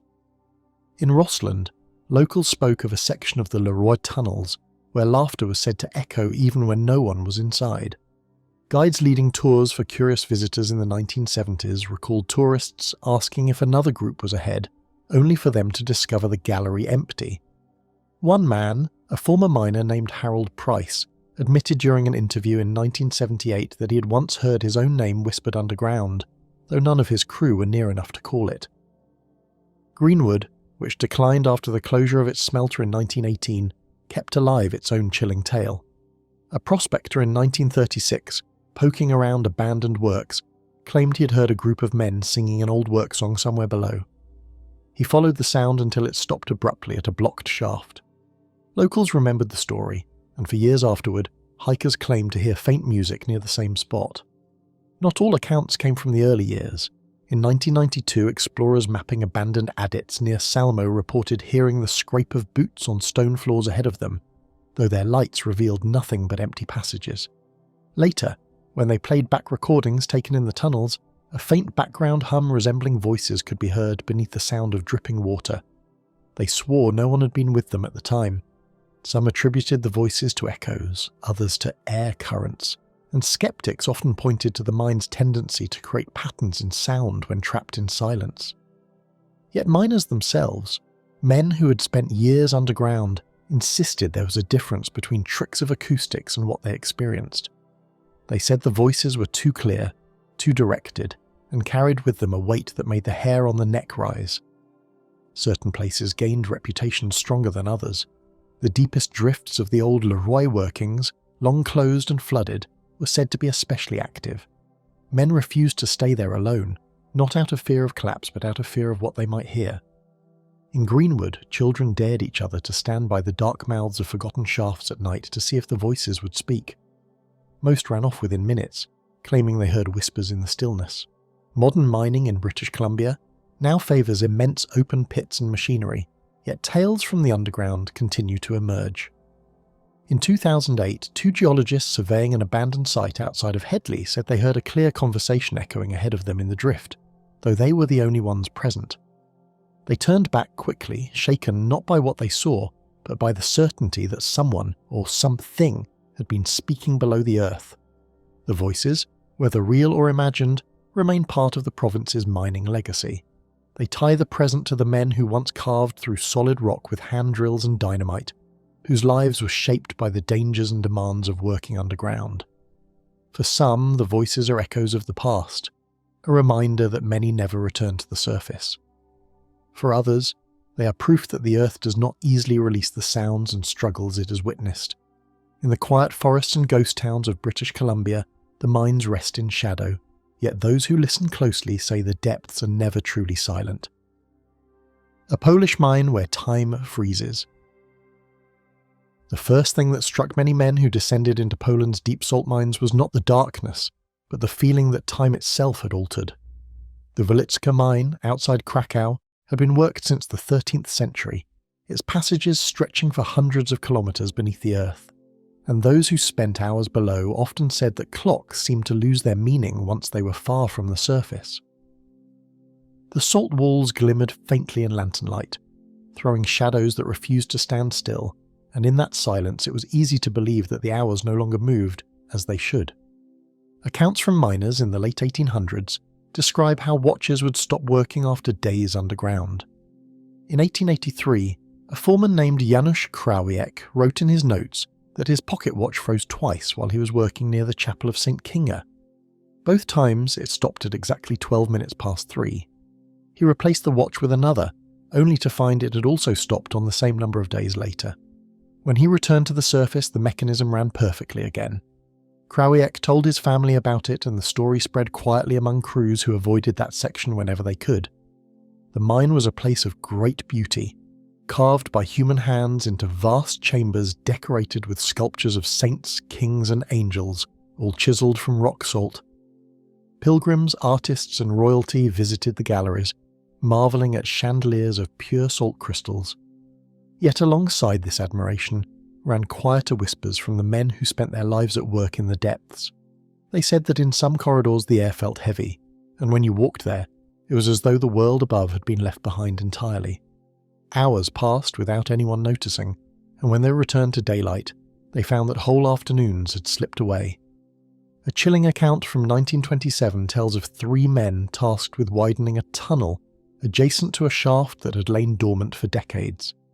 They entered just after sunrise carrying lamps and tools and began their work. To them, it felt like only an hour or 2 had passed when their overseer appeared and demanded to know why they had been missing all day. The men insisted it was still morning, but when they climbed to the surface, the sky was dark and the town bells were ringing for evening mass. None of them could recall any sign that the hours had gone by. Guides passing through these safe upper galleries often shared stories of lost time. But in the mine's lower reaches, accessible only to workers, the tales took on a more mysterious quality. Some miners swore they had encountered whole stretches where sound seemed to vanish. One could shout to a companion only a few steps away and hear nothing in return. Others claimed that lamps flickered without cause, and that a person might walk for what felt like a few minutes only to find themselves far from where they had started, as though the mine itself had bent the path behind them. During the Second World War, the German army took control of parts of the mine for storage. Soldiers stationed underground complained of losing track of time, with guards falling asleep during shifts despite strict orders.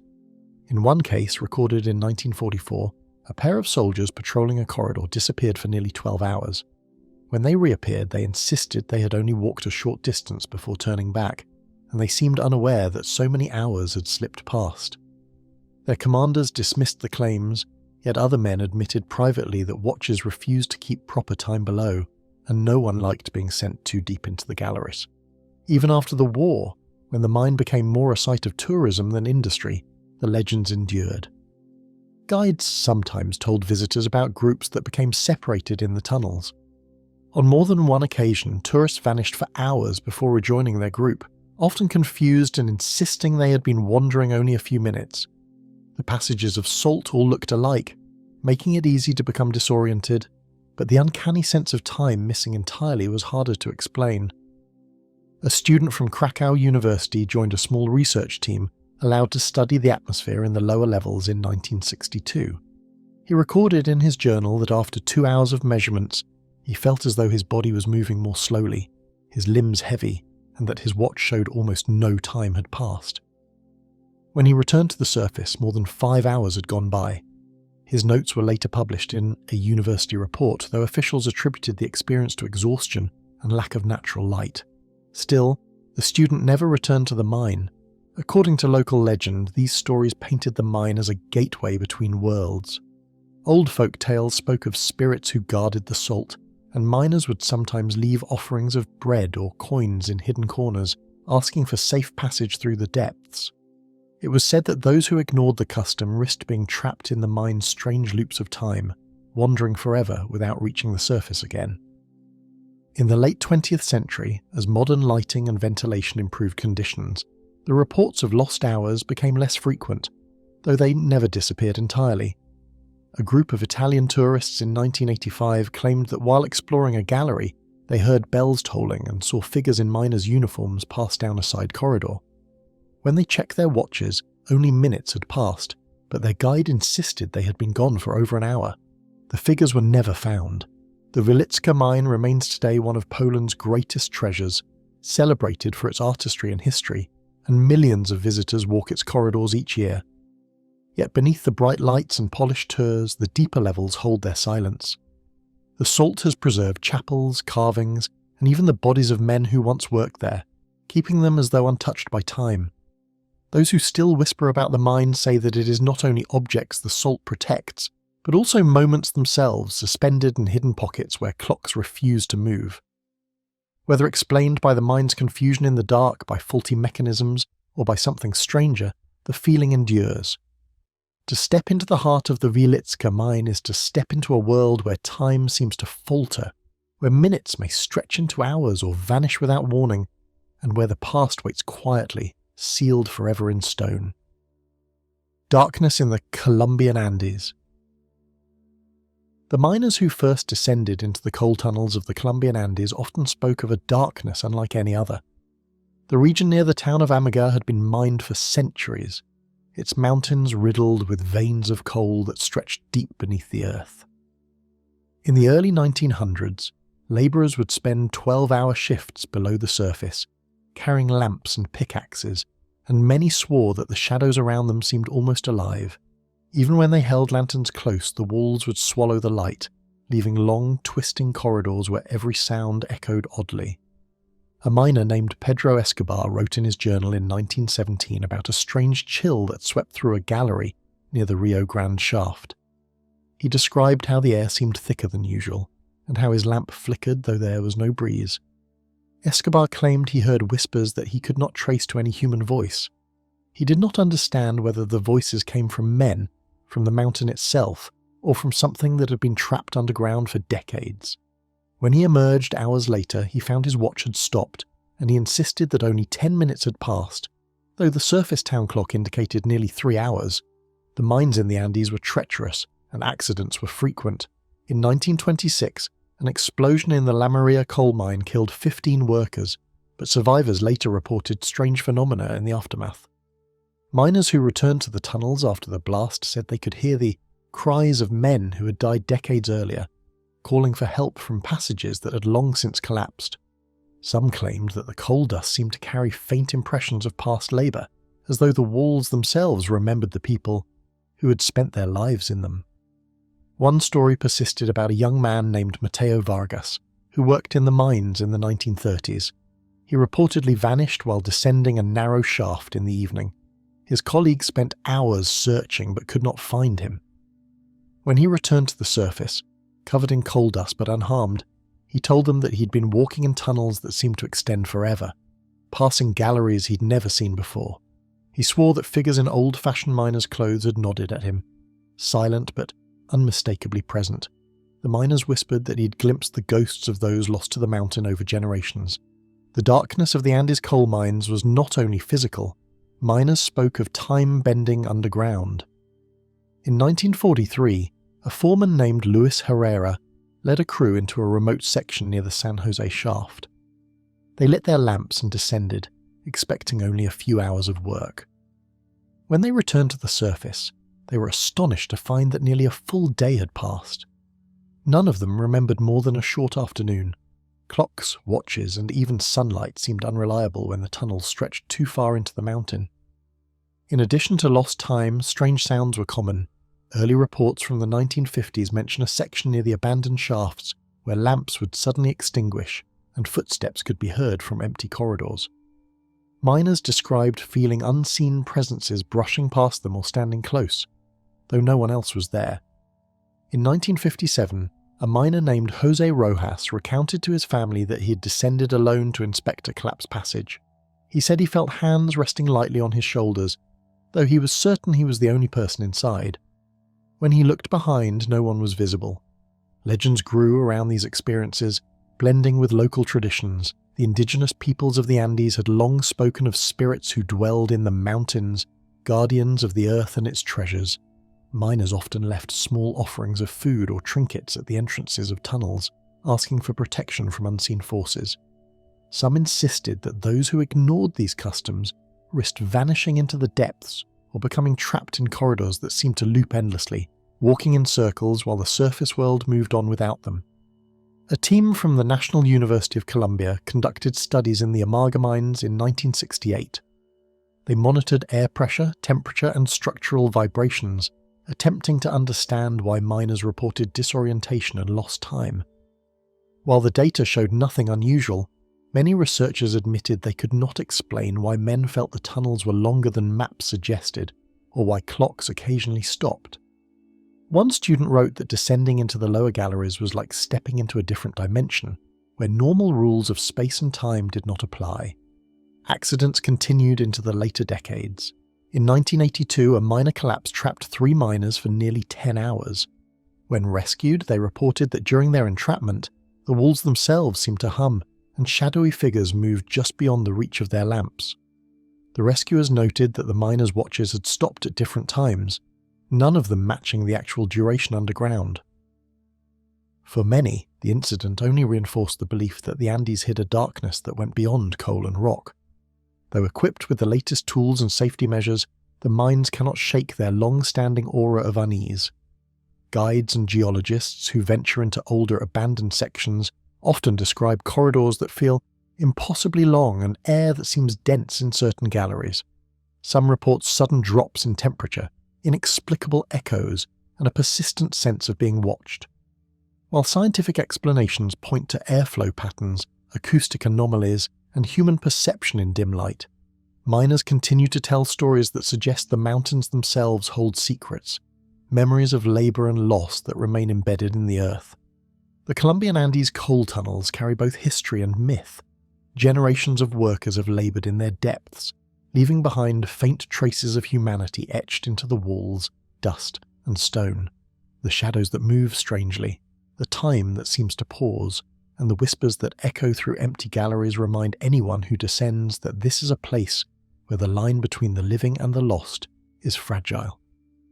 For those who step into the depths, the mountains are not silent, and the darkness is never truly empty. Forgotten in the Russian tundra. In the northern reaches of Russia, where the tundra stretches endlessly and the winters bite with a cruelty that seems to freeze time itself, there are places few outsiders ever see. Beyond the small settlements of Norilsk and Dudinka, miners and labourers have for generations braved temperatures that drop below -40 degrees Celsius.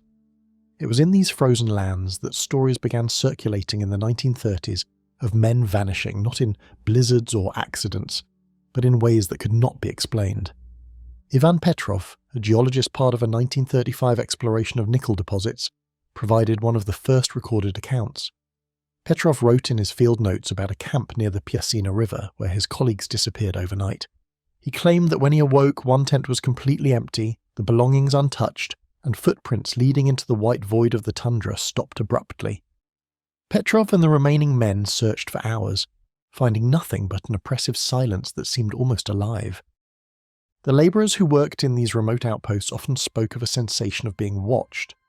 Sergei Morozov, a miner in the 1950s, recounted that while maintaining a drill station 50 kilometers north of Norilsk, he would sometimes see figures moving at the edge of the horizon. They appeared human at first, but their motions were stiff, unnatural, and they vanished when approached.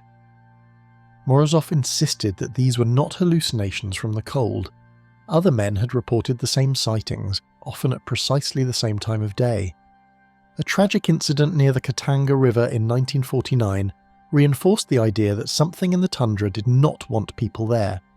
A convoy of workers transporting equipment to a remote mining site was caught in a sudden blizzard. When the storm lifted, 3 men were missing. Search parties found only the men's boots at the edge of a frozen creek. Investigators noted that the surrounding snow bore no signs of struggle, as if the men had simply been swallowed by the land. Those who survived the storm spoke of strange lights flickering in the distance, pale and unsteady, like lanterns moving without hands to hold them. Over the years, many of the remote mining settlements developed their own superstitions. Miners would mark the paths to the nearest outposts with small wooden crosses or stones. a practice said to protect them from the unseen forces of the tundra. In 1962, an engineer named Nikolai Zhukov described how a crew had ignored these markers while moving supplies, and later reported feeling a sudden pressure in the air, as though the cold itself had grown heavy. They heard footsteps following them, yet whenever they turned, the path remained empty. The phenomenon of lost time became another recurring story. In 1971, a survey team stationed near the Taimyr Peninsula reported that while conducting a routine inspection, their instruments registered only an hour passing, though the men were certain they had worked for half a day. Watches stopped, compasses spun without settling, and even radio signals became intermittent. Some suggested it was a magnetic anomaly, but the men were convinced that the tundra had a will of its own, bending moments and erasing events at its discretion. One tale that has endured involves Alexei Moroz, a worker in a Dudinka nickel mine in 1985.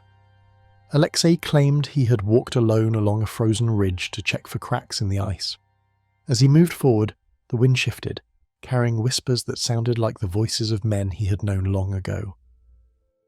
When he looked back toward the settlement, the buildings appeared distant and distorted, and it took him nearly 2 hours to reach a place that should have taken 20 minutes.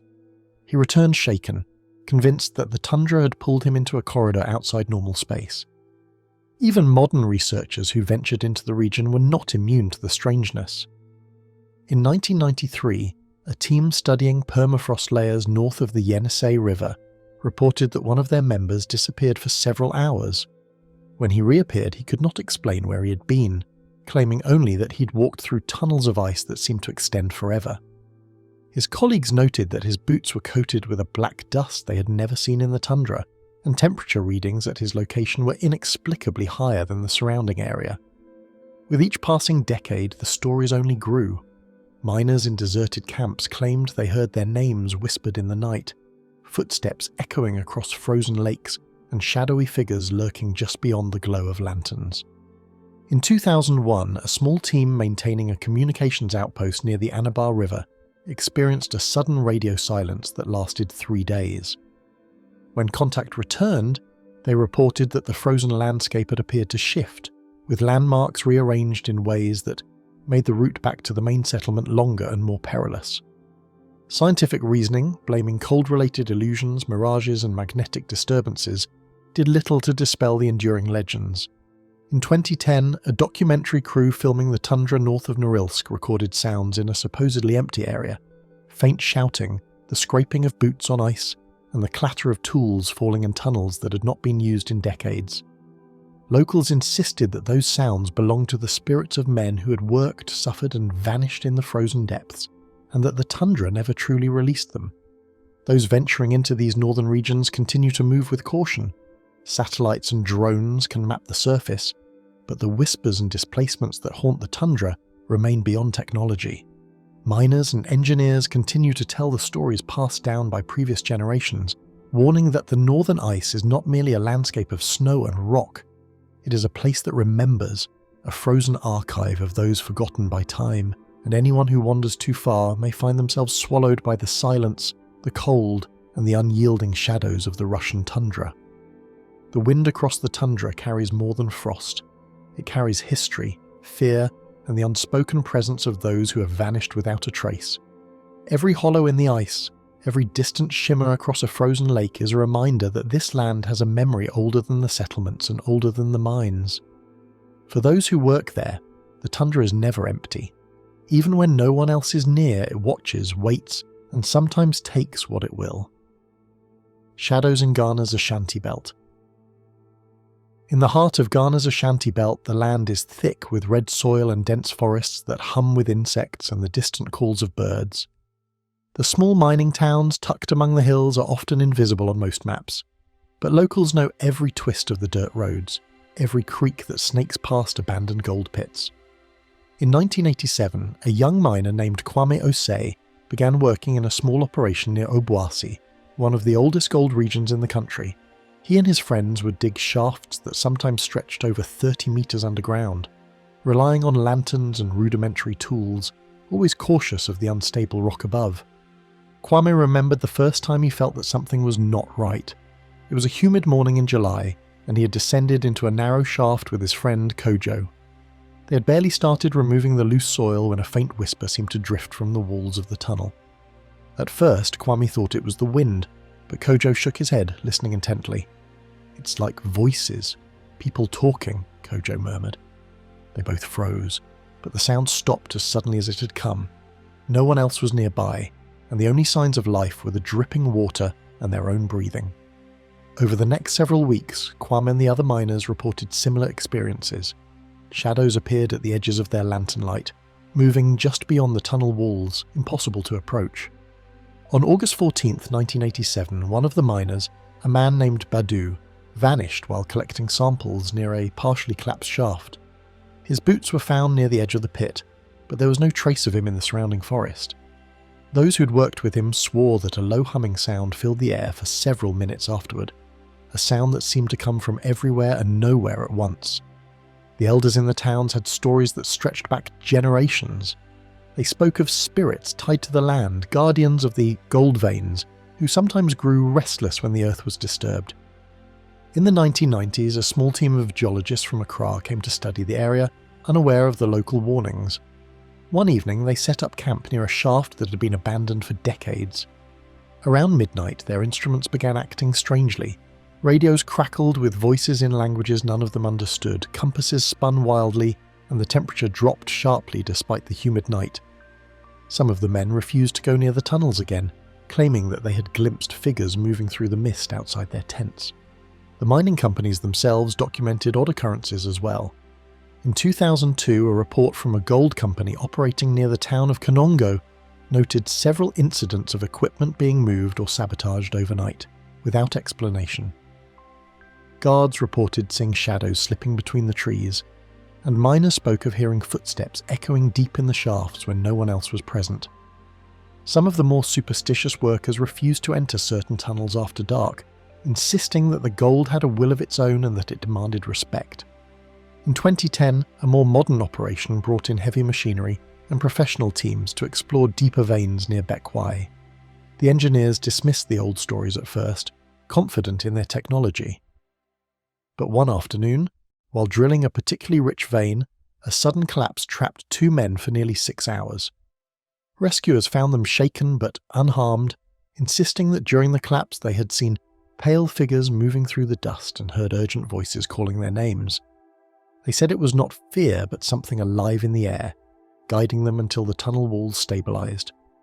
Locals sometimes left small offerings at the entrances to shafts, folded pieces of cloth, coins and bowls of water. They said it calmed the spirits that lingered underground. In 2015, a miner named Nana Yaboa described an experience near Obuasi that made him believe the stories. While working late, he saw a shadow that resembled a human form yet flickered like smoke, standing silently at the edge of the lantern's glow. He called out, but the shadow disappeared, leaving only the faint sound of dripping water and the echo of his own voice. Nana swore that he felt eyes on him for hours afterward, even when he climbed to the surface and walked away from the mine. Even tourists and journalists who visited the region occasionally reported strange sensations. In 2018, a documentary crew filming abandoned shafts near Huaso claimed that their cameras malfunctioned, capturing only static and distorted images of figures moving behind them.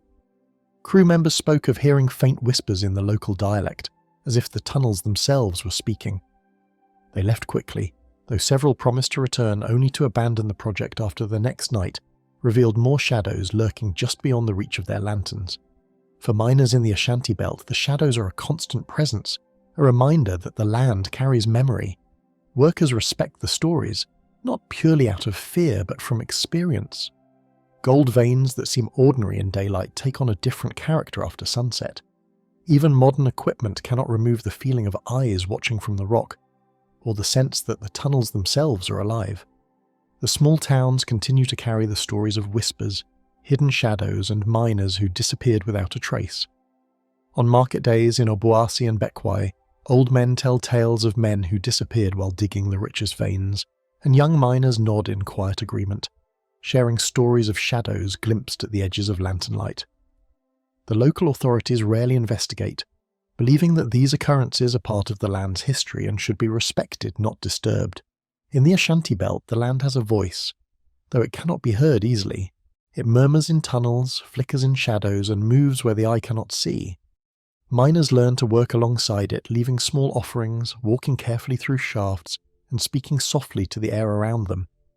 Those who ignore it may find themselves facing a fate that no map or machine can predict. For those who listen, the shadows are a guide, a warning, and a reminder that the wealth beneath the soil has its own consciousness, shaped by decades, centuries, and the countless hands that have touched it. Gold continues to flow from the Ashanti belt, where shadows quietly watch. The red soil and dense forests hide centuries of history, and miners know that the land is not merely earth and stone. It carries the voices of those who came before and watches the living who dare disturb its veins. In the quiet of a late afternoon, when the wind rustles through the trees, one might hear faint whispers and catch fleeting movements, proof that the Ashanti belt remembers and that some shadows are never truly gone. Rumbles under Indonesia's Grasberg.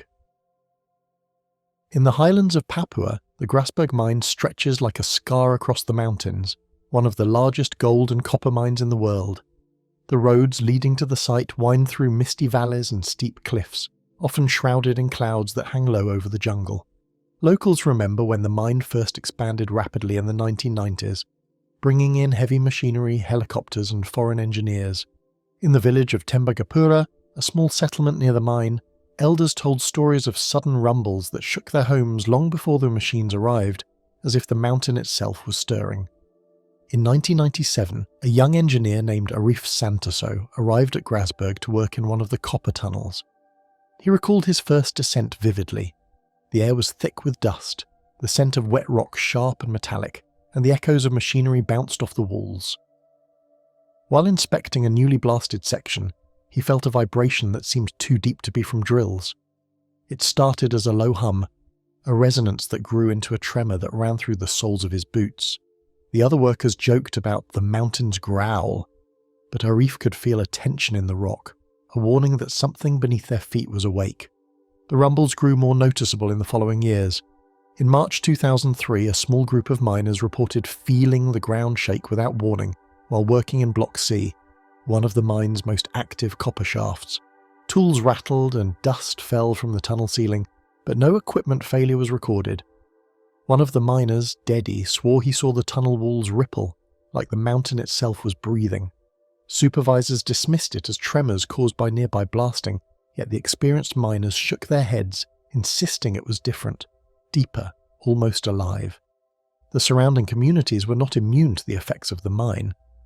In 2006, a landslide near Tembagapura destroyed a section of the main road, cutting off access for several days. Villagers spoke of hearing strange sounds the night before, a low, rolling rumble that passed through the valley, waking even those deep in sleep. Some believed it was the spirits of the mountains warning of danger, while engineers blamed water seepage and unstable rock. Both explanations failed to capture the eerie sensation that many shared, that the ground beneath them was not simply stone but something with memory and force. In 2010, a seismic study revealed micro-tremors beneath Grasberg that could not be easily explained. These tiny rumbles occurred even when mining operations were paused, originating from deep underground. A local geologist, Iwan Putra, said it was unusual for a site of this size to show activity unrelated to blasts. "It's like the mountain has its own heartbeat," he explained, and many miners nodded in agreement. Some refused to enter certain tunnels during these days, citing instinct more than science, convinced that the vibrations were a warning from deep within the mountain. To cope with the tension, the miners devised their own ceremonies and routines. Before descending, they would knock on the rock, whisper prayers, or leave small offerings of rice and tobacco at the tunnel entrance. Some swore that it calmed the tremors or made the rumbles less intense. Arif remembered joining them one morning in 2012, feeling a strange mixture of skepticism and awe.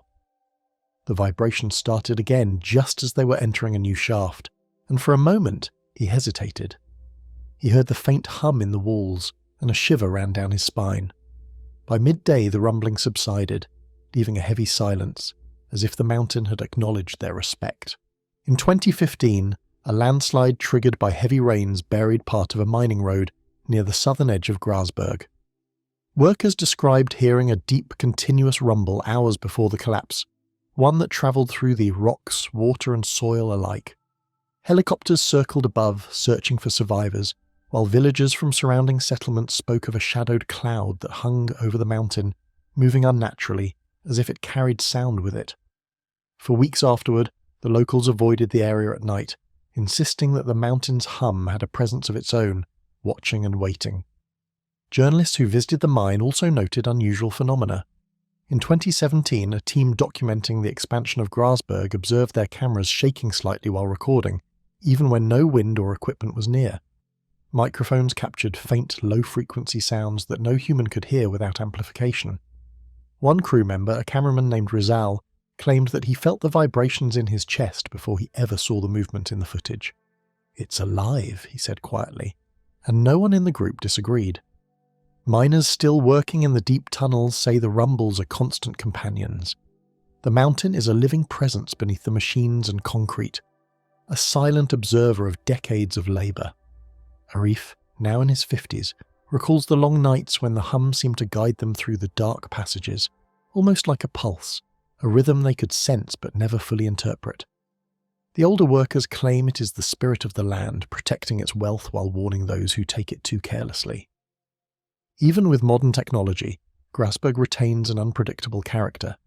Engineers monitor seismic activity, yet they often see spikes that have no obvious cause, and the miners continue to respect the unseen forces they feel beneath their boots. The roads remain treacherous, the cliffs unstable, and the deep shafts echo with the faint, continuous hum that began long before the first drills. In Tembagapura and the nearby villages, the mountain's presence is felt in every moment. Children learn early to listen to the low vibrations in the earth, and elders pass down stories of miners disappearing or emerging shaken from shafts where the hum is strongest. In the evenings, when the sun dips behind the jagged peaks and the jungle quiets, a subtle vibration travels through the soil, a reminder that the mountain remembers every hand, every drill, and every footstep. Grasberg remains one of the richest mines in the world, yet beneath its wealth is a constant, patient energy that no machine can fully measure.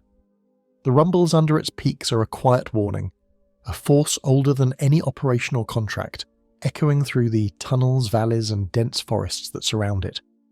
Those who work there learn to move with caution, listening to the mountain as much as to their equipment, knowing that beneath the copper and gold the earth itself is alive, and it rumbles for reasons humans can only guess. Distant echoes and low vibrations are still recounted by miners, long after Arif retired.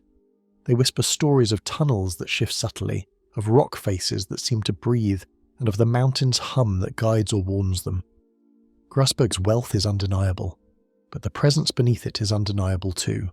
It moves quietly, watching the work of men, carrying centuries of memory, and reminding everyone that the mountain has its own rhythm, one that cannot be ignored. Skeleton's Toll in Mexico's Sierra Madre.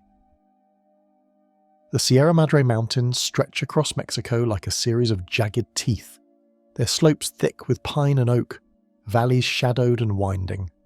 In 1982, a small mining town called Santa Rosa began to stir when reports circulated about a hidden cave system somewhere near Cerro El Venado. The villagers spoke quietly about the Cueva del Hueso, the Cave of Bones, though no official map marked its entrance. Stories told of miners who had vanished decades ago, leaving behind only dusted pickaxes and scattered skeletal remains that no one dared touch. Javier Morales, a local geologist, first ventured near the cave in 1985. He had heard about the disappearances, but approached with scientific curiosity rather than fear. The path was rough, strewn with loose stones and tangled roots, and the air grew cooler and heavier as he climbed higher. Javier's flashlight barely pierced the darkness when he finally found the narrow opening. Inside, the smell of earth and decay was faint but unmistakable. Bones, some bleached by time, were scattered across the floor. It looked as if the mountain itself had collected them, keeping count of every lost soul. Hints of the strange events in Santa Rosa had begun to circulate, and by 1990 they reached historians and amateur adventurers. One of them, a man named Luis Herrera, claimed he had followed the tunnels for nearly a mile before the passages narrowed so sharply that he could not continue. Luis said he saw evidence of human presence, old lanterns, broken tools, and markings on the walls, possibly left by miners trying to navigate the cave. He spoke of a cold draft that seemed to whisper, carrying the sound of bones clattering as if invisible footsteps moved alongside him.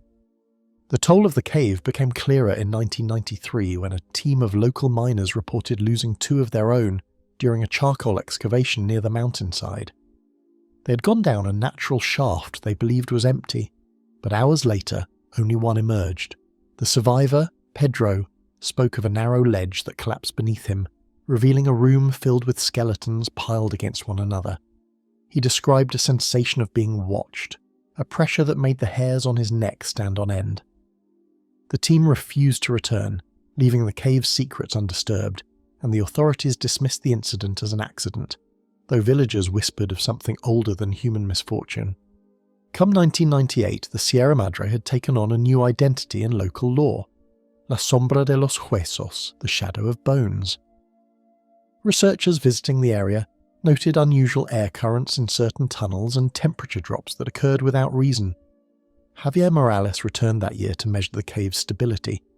He noticed faint scratches along the walls, too precise to be natural fractures. He found small piles of human remains tucked into alcoves, carefully placed as though someone had arranged them. There was no evidence of modern disturbance, and yet the place seemed alive, almost deliberate in its arrangement. In 2004, a documentary crew arrived from Guadalajara to capture footage of the caves. They interviewed villagers who recalled miners disappearing as early as the 1960s, and one elderly woman remembered hearing cries echoing from the mountains at night, the sound chilling and low. The crew ventured inside with headlamps and ropes, but when they reached a room lined with skeletal hands protruding from the walls, one of the cameras malfunctioned inexplicably. The team left quickly, and the footage that survived showed flickers of shadow that no one could explain. Miners who continued working in the Sierra Madre reported subtle signs of danger.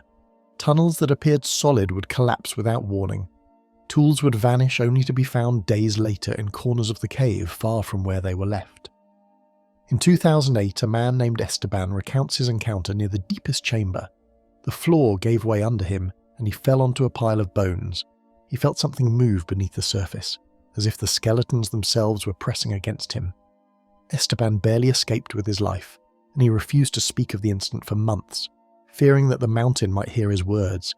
These happenings have become part of the fabric of local legend. Some villagers believe the cave was a resting place for miners who had been greedy or careless, claiming it punished those who took more than they needed. Others said the spirits of the mountain demanded respect and that the skeletons themselves were guardians, ensuring that no one ventured too far without humility.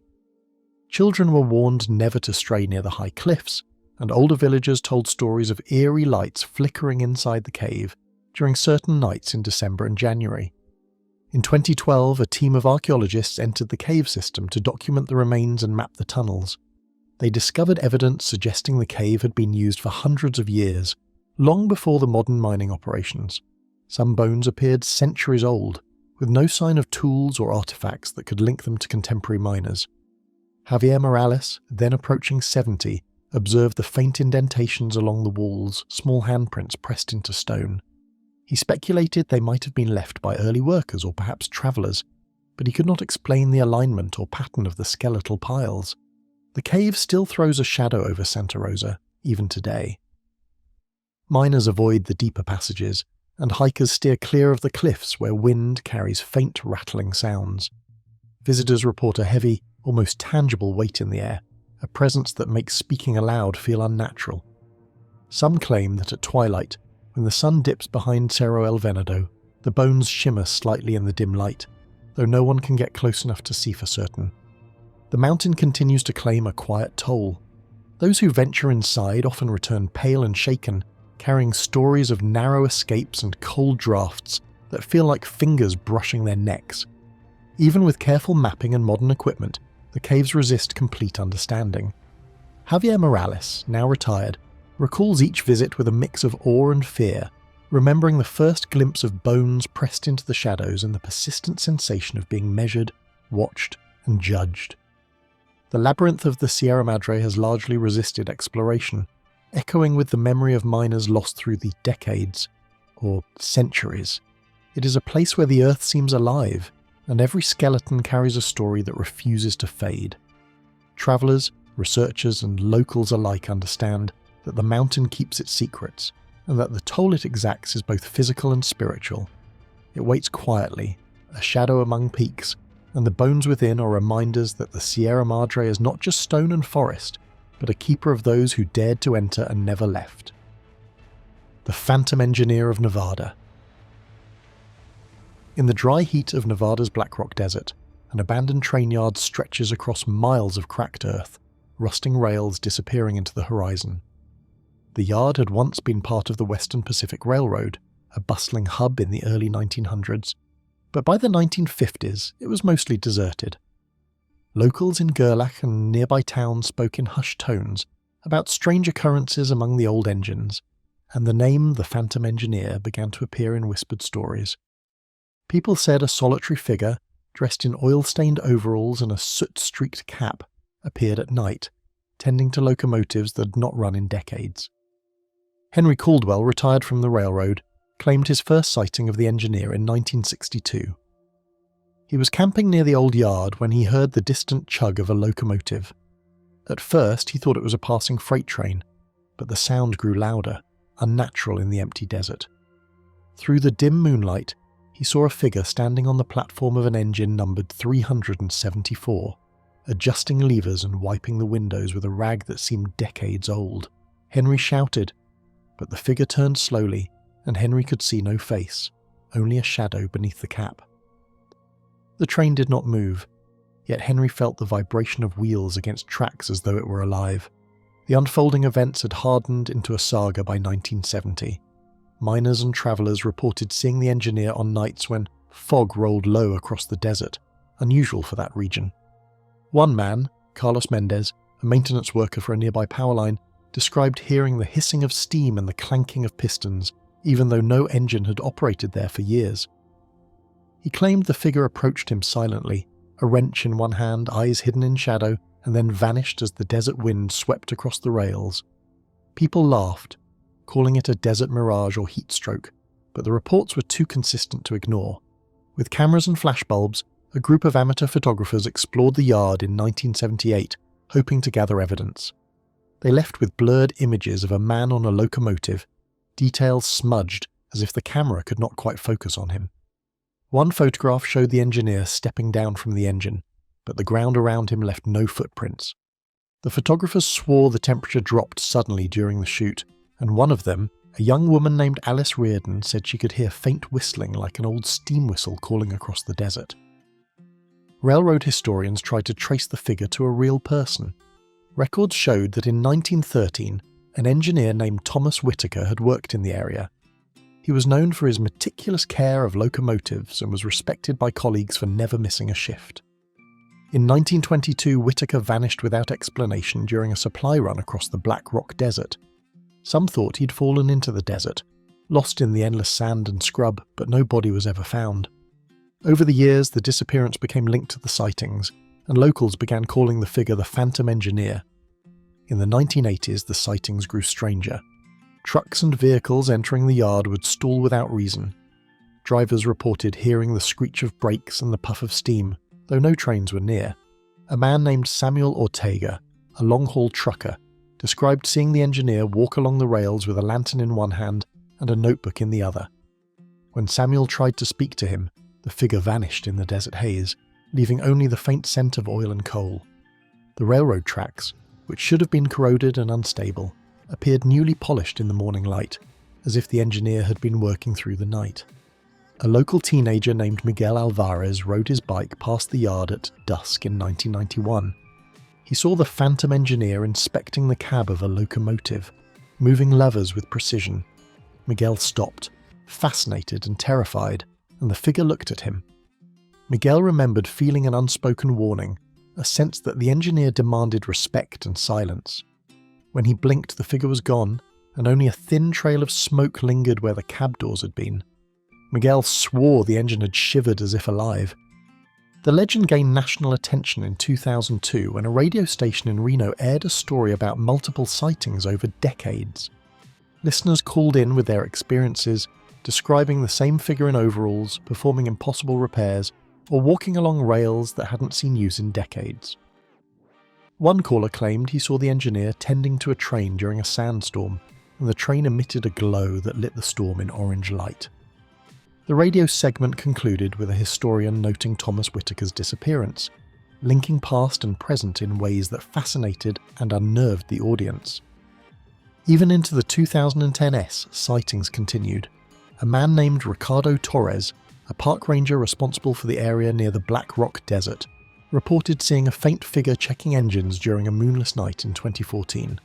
He described hearing the hiss of steam, a rhythmic tapping of metal on metal, and the sense of being observed.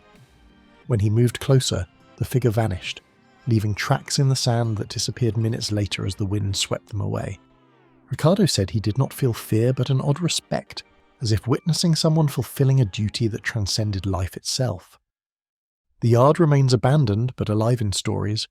Locals avoid it at night, and travellers report hearing the distant chugging of engines when the desert is quiet. The phantom engineer has become part of Nevada's folklore, a reminder of the desert's mysteries and the long shadows of human labour.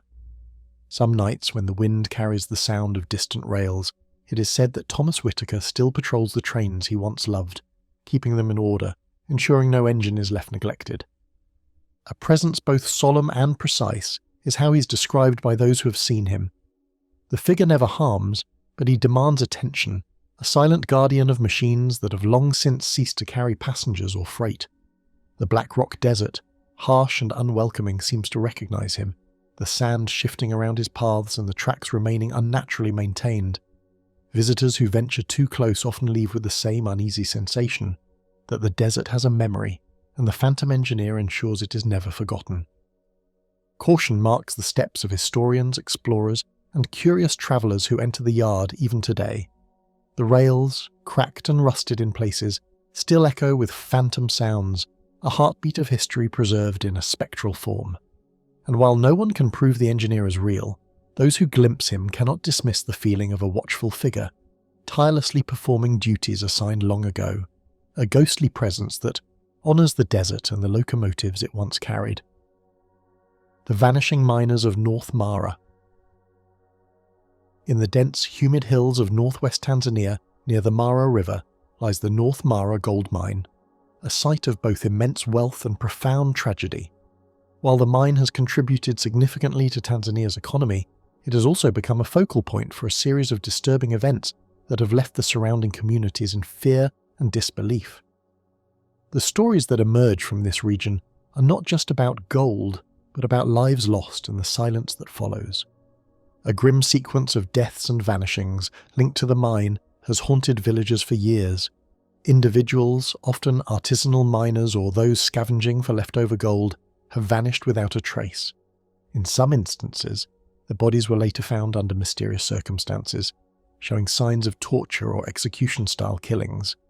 These incidents have been attributed to the security forces guarding the mine, with reports of beatings, shootings, and even kidnappings. The authorities have often dismissed these claims, but the frequency and consistency of the reports suggest a darker reality. A particularly harrowing case concerns a man named Chacha from near Mongo village. In 2023, he was abducted by masked men and taken across the Mara River. For months he was held captive, subjected to severe torture, and interrogated about his knowledge of gold transactions and recent deaths near the mine. His ordeal ended only when he managed to send a covert message to his family, leading to his release. However, the physical and psychological scars he bears are a testament to the horrors he endured. Human rights organisations have documented numerous such cases. Since 2006, at least 96 individuals have been killed and hundreds more injured in incidents connected to the mine. These figures are based on reports from local communities, medical professionals, and human rights groups. The actual numbers may be higher, as many cases go unreported due to fear of retribution. The situation has drawn international attention. In 2024, Human Rights Watch issued a report linking the Tanzanian police to several killings and injuries during clashes in the region. The report called for independent investigations into these abuses, highlighting the need for accountability. Despite these calls, there has been little action from the authorities, and the cycle of violence continues. The local communities, primarily the Kuria people, live in constant fear. The mine's expansion has led to the displacement of many villagers, with their lands and homes taken without adequate compensation. This has exacerbated poverty and resentment, fueling tensions between the residents and the mine's security forces. The promise of prosperity from the mine has not materialized for these communities. Instead, they face a daily struggle for survival and dignity. The mine's operations have also severely affected the surrounding environment. Mercury and cyanide used in gold extraction have contaminated the Mara River, which is vital for fishing and farming. Villagers report that fish populations have dwindled and crops often fail, worsening food insecurity. In 2022, a local schoolteacher named Fatuma witnessed children falling ill after drinking water from the river, highlighting the hidden dangers of mining that go beyond violence. Many of the vanished miners were informal gold seekers, often referred to as artisanal miners, who entered the site in search of scraps left behind by industrial operations. These miners are extremely vulnerable, sometimes working for weeks without proper equipment or legal protections. In 2021, a group of 30 informal miners was arrested after trying to access a new excavation site. 5 of them were severely beaten. These incidents show that the danger is not limited to the mine's perimeter, but extends to anyone perceived as a threat to the company's production. Critics argue that local authorities were either complicit or inactive in response to the abuse. Some police officers assigned to protect the mine reportedly receive bonuses for securing the area, which critics say incentivizes violent suppression of miners. In 2023, a former police officer anonymously told journalists that instructions to deal firmly with trespassers were handed down from senior officials, raising questions about systemic corruption and the difficulty of obtaining justice in the region. In response to these abuses, legal actions have been initiated. Families of the victims have filed lawsuits against Barrick Gold, the company operating the mine, alleging complicity in the human rights violations. These cases, filed in Canadian courts, argue that Barrick failed to prevent the abuses and should be held accountable. The outcomes of these legal proceedings could set important precedents for corporate responsibility in conflict zones. The North Mara gold mine stands as a stark reminder of the complexities surrounding resource extraction. While it continues to produce gold, the cost has been measured in human lives and suffering. The stories of the vanished miners serve as a haunting testament to the price paid by those who sought to benefit from the Earth's riches. Until justice is served, the shadows over North Mara will remain, and the cries of the lost will echo through the hills. The Curse of Los Cedros. In the mist-covered mountains of northwestern Ecuador lies the Los Cedros Protected Forest, a sanctuary of unparalleled biodiversity. This cloud forest, tucked deep within the Choco Andean region, is home to species found nowhere else on Earth, including the brown-headed spider monkey, the spectacled bear, and rare amphibians whose calls echo softly through the fog. Its dense canopy and tangled undergrowth create an otherworldly landscape where the sunlight filters in slivers, revealing leaves thick with moss and dripping with water. For decades, researchers and conservationists have marveled at the forest's hidden streams, its orchids that bloom year-round and its towering cedar trees that have stood for centuries, silently witnessing the passage of time.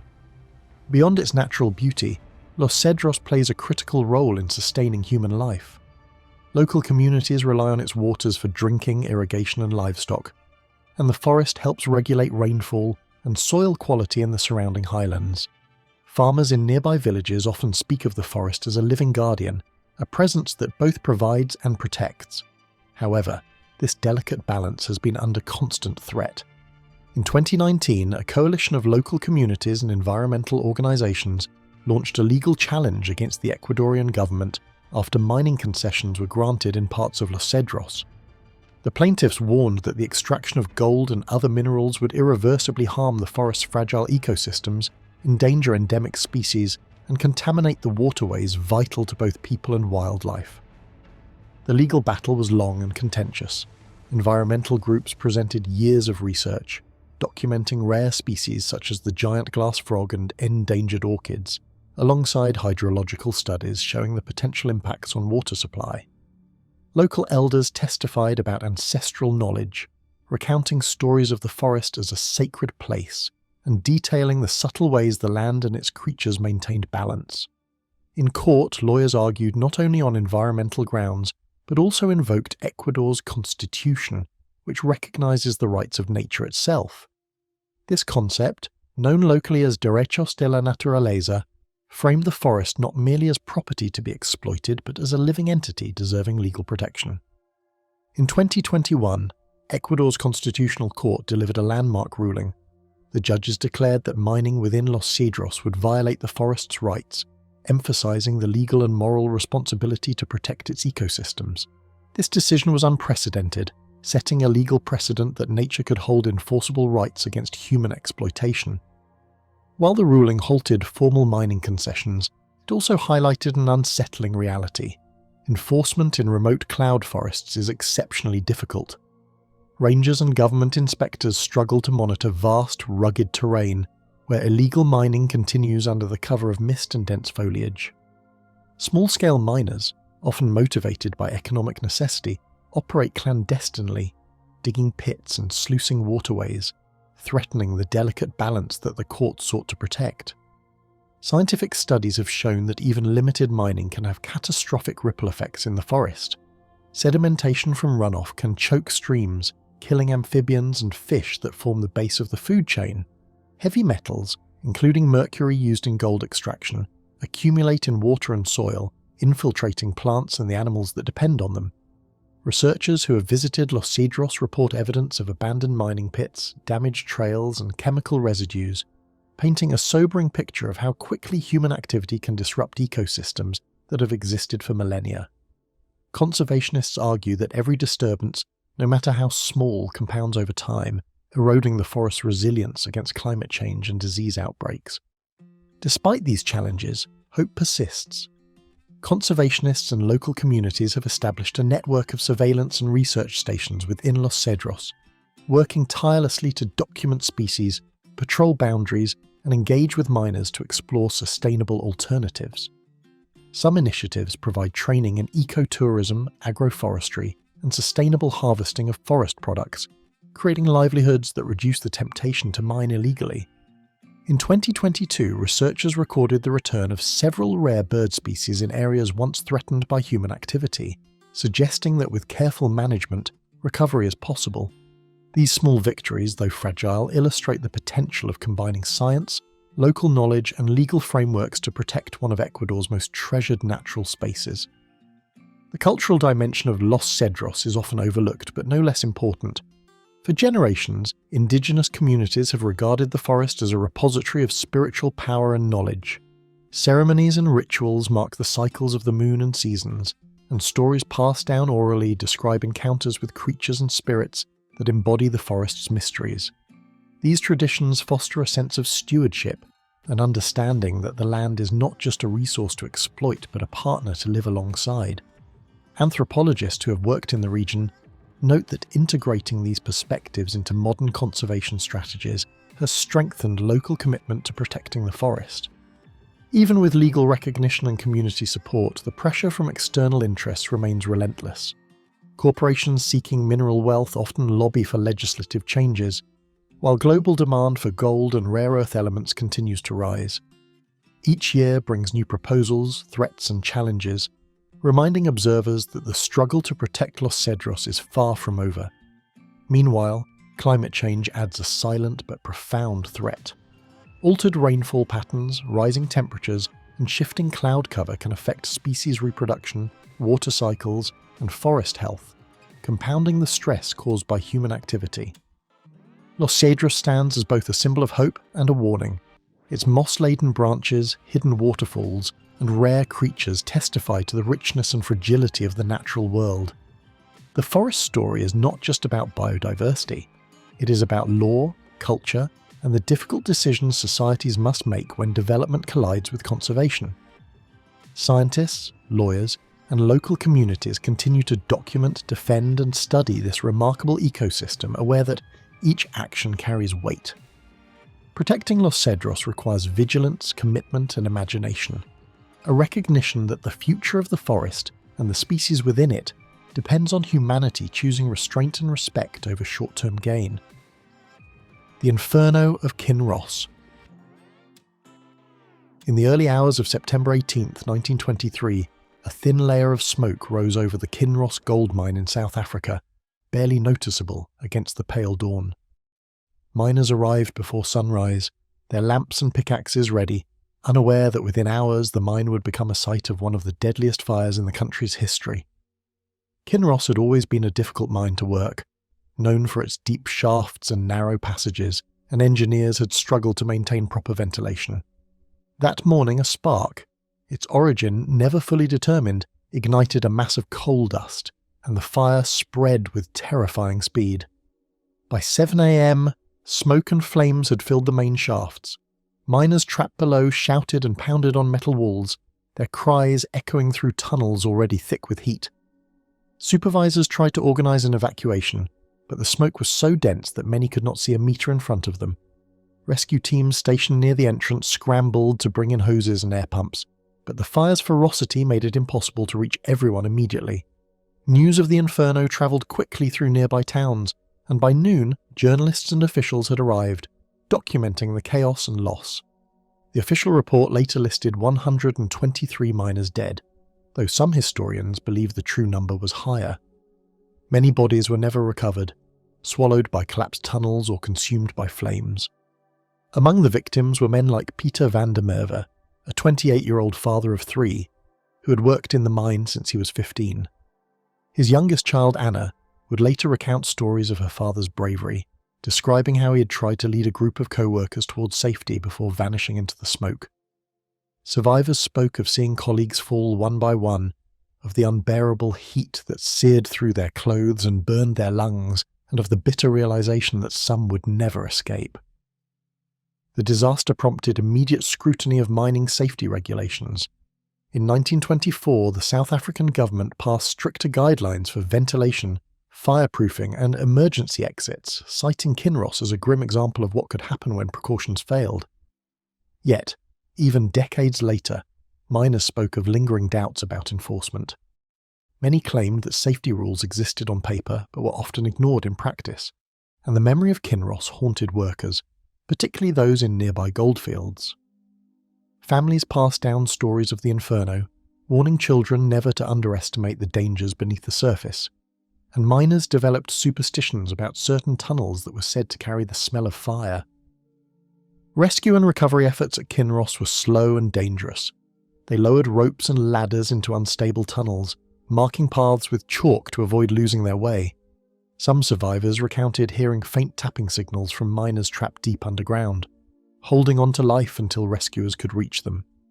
In the years following the disaster, several memorials were erected, including a plaque near the entrance listing the names of those who died, though the memory of the inferno lingered far beyond physical markers. The inferno also left a mark on the surrounding landscape. Environmental historians note that fires like Kinross were not isolated incidents. The combination of flammable dust, inadequate ventilation, and high-pressure mining machinery created conditions ripe for disaster. In addition, the Kinross fire contributed to a broader awareness of industrial hazards in South Africa, sparking debates about workers' rights, compensation, and the responsibility of mining companies to safeguard lives. Eyewitness accounts of the inferno describe harrowing scenes. One survivor, Johannes Botha, recalled crawling on hands and knees through tunnels where visibility was zero, feeling walls growing hotter by the second, and hearing the muffled screams of men nearby. Another, Maria Engelbrecht, whose husband perished, spoke of waiting outside the mine with dozens of other women, clutching blankets and water, watching the smoke rise like a dark column into the morning sky. For weeks after the fire, families searched for lost relatives, digging through debris, combing through tunnels and praying for signs of life. These stories became part of the collective memory of the region, retold at anniversaries and in local newspapers, preserving the horror and heroism of that day. Reconstruction let Kinross operate again, yet the inferno remained a haunting reminder, deterring many miners from coming back. New safety measures were implemented, including wider shafts, better ventilation, and mandatory fire drills. Engineers also installed early warning systems to detect smoke and gas, learning from the mistakes of 1923. Over time, the mine resumed production, but the shadow of the inferno remained. Workers would sometimes pause near the memorial plaque, reflecting on the danger beneath their feet, and families would recount the disaster to each new generation, ensuring that the memory of Kinross was never forgotten. The inferno became more than a historical event. It evolved into a symbol of the tension between human ambition and nature's unpredictability. Mining companies celebrated production records, yet the stories of loss and courage reminded communities that progress came at a terrible cost. Historians and journalists often cite Kinross as a case study in industrial disaster, a narrative combining engineering failure, human error, and the inherent risks of digging deep into the earth. Museums and archives preserve photographs, diaries, and newspaper clippings, offering glimpses into the lives disrupted by the fire. The sight of Kinross continues to evoke awe and dread, decades after the final miner left. Tourists and researchers occasionally visit, guided by tales of heroism and tragedy, while miners in nearby regions whisper of tunnels that seem to carry heat and scent long after fires have died. Scholars continue to study the event, exploring the causes, consequences, and lessons of the inferno. In Kinross, fire and darkness reshaped lives, leaving behind a legacy that reminds everyone who hears its story of the fragility of human labour and the enduring power of memory. The Lost Miners of Welcome. In the late afternoon of June 12, 1958, the Welcome gold mine in the Free State of South Africa hummed with activity as men in dusty overalls descended into its labyrinthine shafts. It was a routine day, but deep underground, tensions were mounting. The mine had a reputation for sudden collapses, and the ventilation system, installed a decade earlier, struggled to keep up with the increasing depth of the tunnels. Around 3:30 p.m, a section of the main shaft near the 18th level gave way. Rocks and debris tumbled into the passageways, sealing off several miners from the surface. Among those trapped were Daniel Nkosi, a 34-year-old father of 4, and Hendrik Vosloo, a veteran miner who had worked at Welcome since the early 1940s. As the alarm spread, rescue crews raced to the entrance. They lowered lamps and ropes into the unstable tunnels, shouting instructions and listening for any sound from below. Families gathered outside, their worry deepening as minutes stretched into hours. The mine's foreman, Peter Botha, coordinated teams while attempting to calm the crowd, promising that no effort would be spared. Smoke and dust had begun to fill the air as small fires from friction sparked along the timber supports, complicating the rescue. Miners who had escaped described the terrifying silence after the collapse, punctuated only by distant cries and the faint sound of tools knocked aside by falling rocks. Over the next 2 days, rescuers worked tirelessly, cutting through fallen rock with pickaxes and explosives. Every shaft explored revealed the hazards of the mine: twisted metal, unstable beams, and pockets of trapped gas that made breathing difficult. Survivors recalled how they clung to narrow ledges or pressed themselves against walls to avoid being crushed, praying that someone would find them. Some left marks on the walls with charcoal, leaving messages like "Nkosi alive" or "Vosloo 18th level," hoping rescuers would see them. Despite the danger, teams persisted, their determination fueled by the stories of previous mining disasters and the urgent need to save lives. By the 4th day, the first survivors emerged. They were pale, coughing, and exhausted, but their eyes held relief at seeing the sunlight after days underground. Among them was Daniel Nkosi, who described how he'd helped 2 co-workers navigate a partially collapsed passage, using ropes fashioned from their belts to pull themselves over rubble. He recounted the fear of silence when separated from the group, the sound of rocks shifting above, and the agonizing hope that someone would hear their shouts. The reunion with their families outside the mine brought tears and gratitude, yet the rescue was far from over. Several miners remained missing, their fate unknown. As the operation continued, the scale of the disaster became clearer. In total, 18 men were trapped, and although 15 were rescued over the next week, 3 were never recovered. Among the missing was Hendrik Vosloo, whose colleagues described him as calm and resourceful, guiding men through the darkest corridors and ensuring they had water. Families and miners alike mourned his loss, leaving personal items and small offerings near the mine entrance, a practice that became a solemn ritual at Welcome. Newspapers chronicled the story, highlighting both the dangers of mining and the heroism of the men who faced them. The Welcome disaster prompted immediate discussion of safety reforms. Ventilation shafts were widened, timber supports reinforced, and emergency drills conducted more frequently. Engineers studied the collapse to understand its cause, attributing it to a combination of natural weakness in the rock and excessive stress from deep mining. Survivors became advocates for improved safety measures, sharing first-hand accounts at meetings and training sessions. They spoke not only of the physical dangers but of the psychological strain, the fear of isolation, and the sense of helplessness when the Earth itself seemed determined to trap them. Decades later, the lost miners of Welcome remain a story told among mining communities. Some tunnels were sealed permanently, others left as a reminder of the lives almost lost. Descendants of those who survived recount the ordeal, emphasizing both the courage of the men and the fragile line between life and death in the deep shafts. The mine continued to operate, but the memory of June 1958 lingered in every worker who descended below the surface. Their voices, etched in the walls and the stories passed down, became a silent warning. In the pursuit of gold, the earth can be unforgiving, and even the strongest men are vulnerable to its hidden dangers.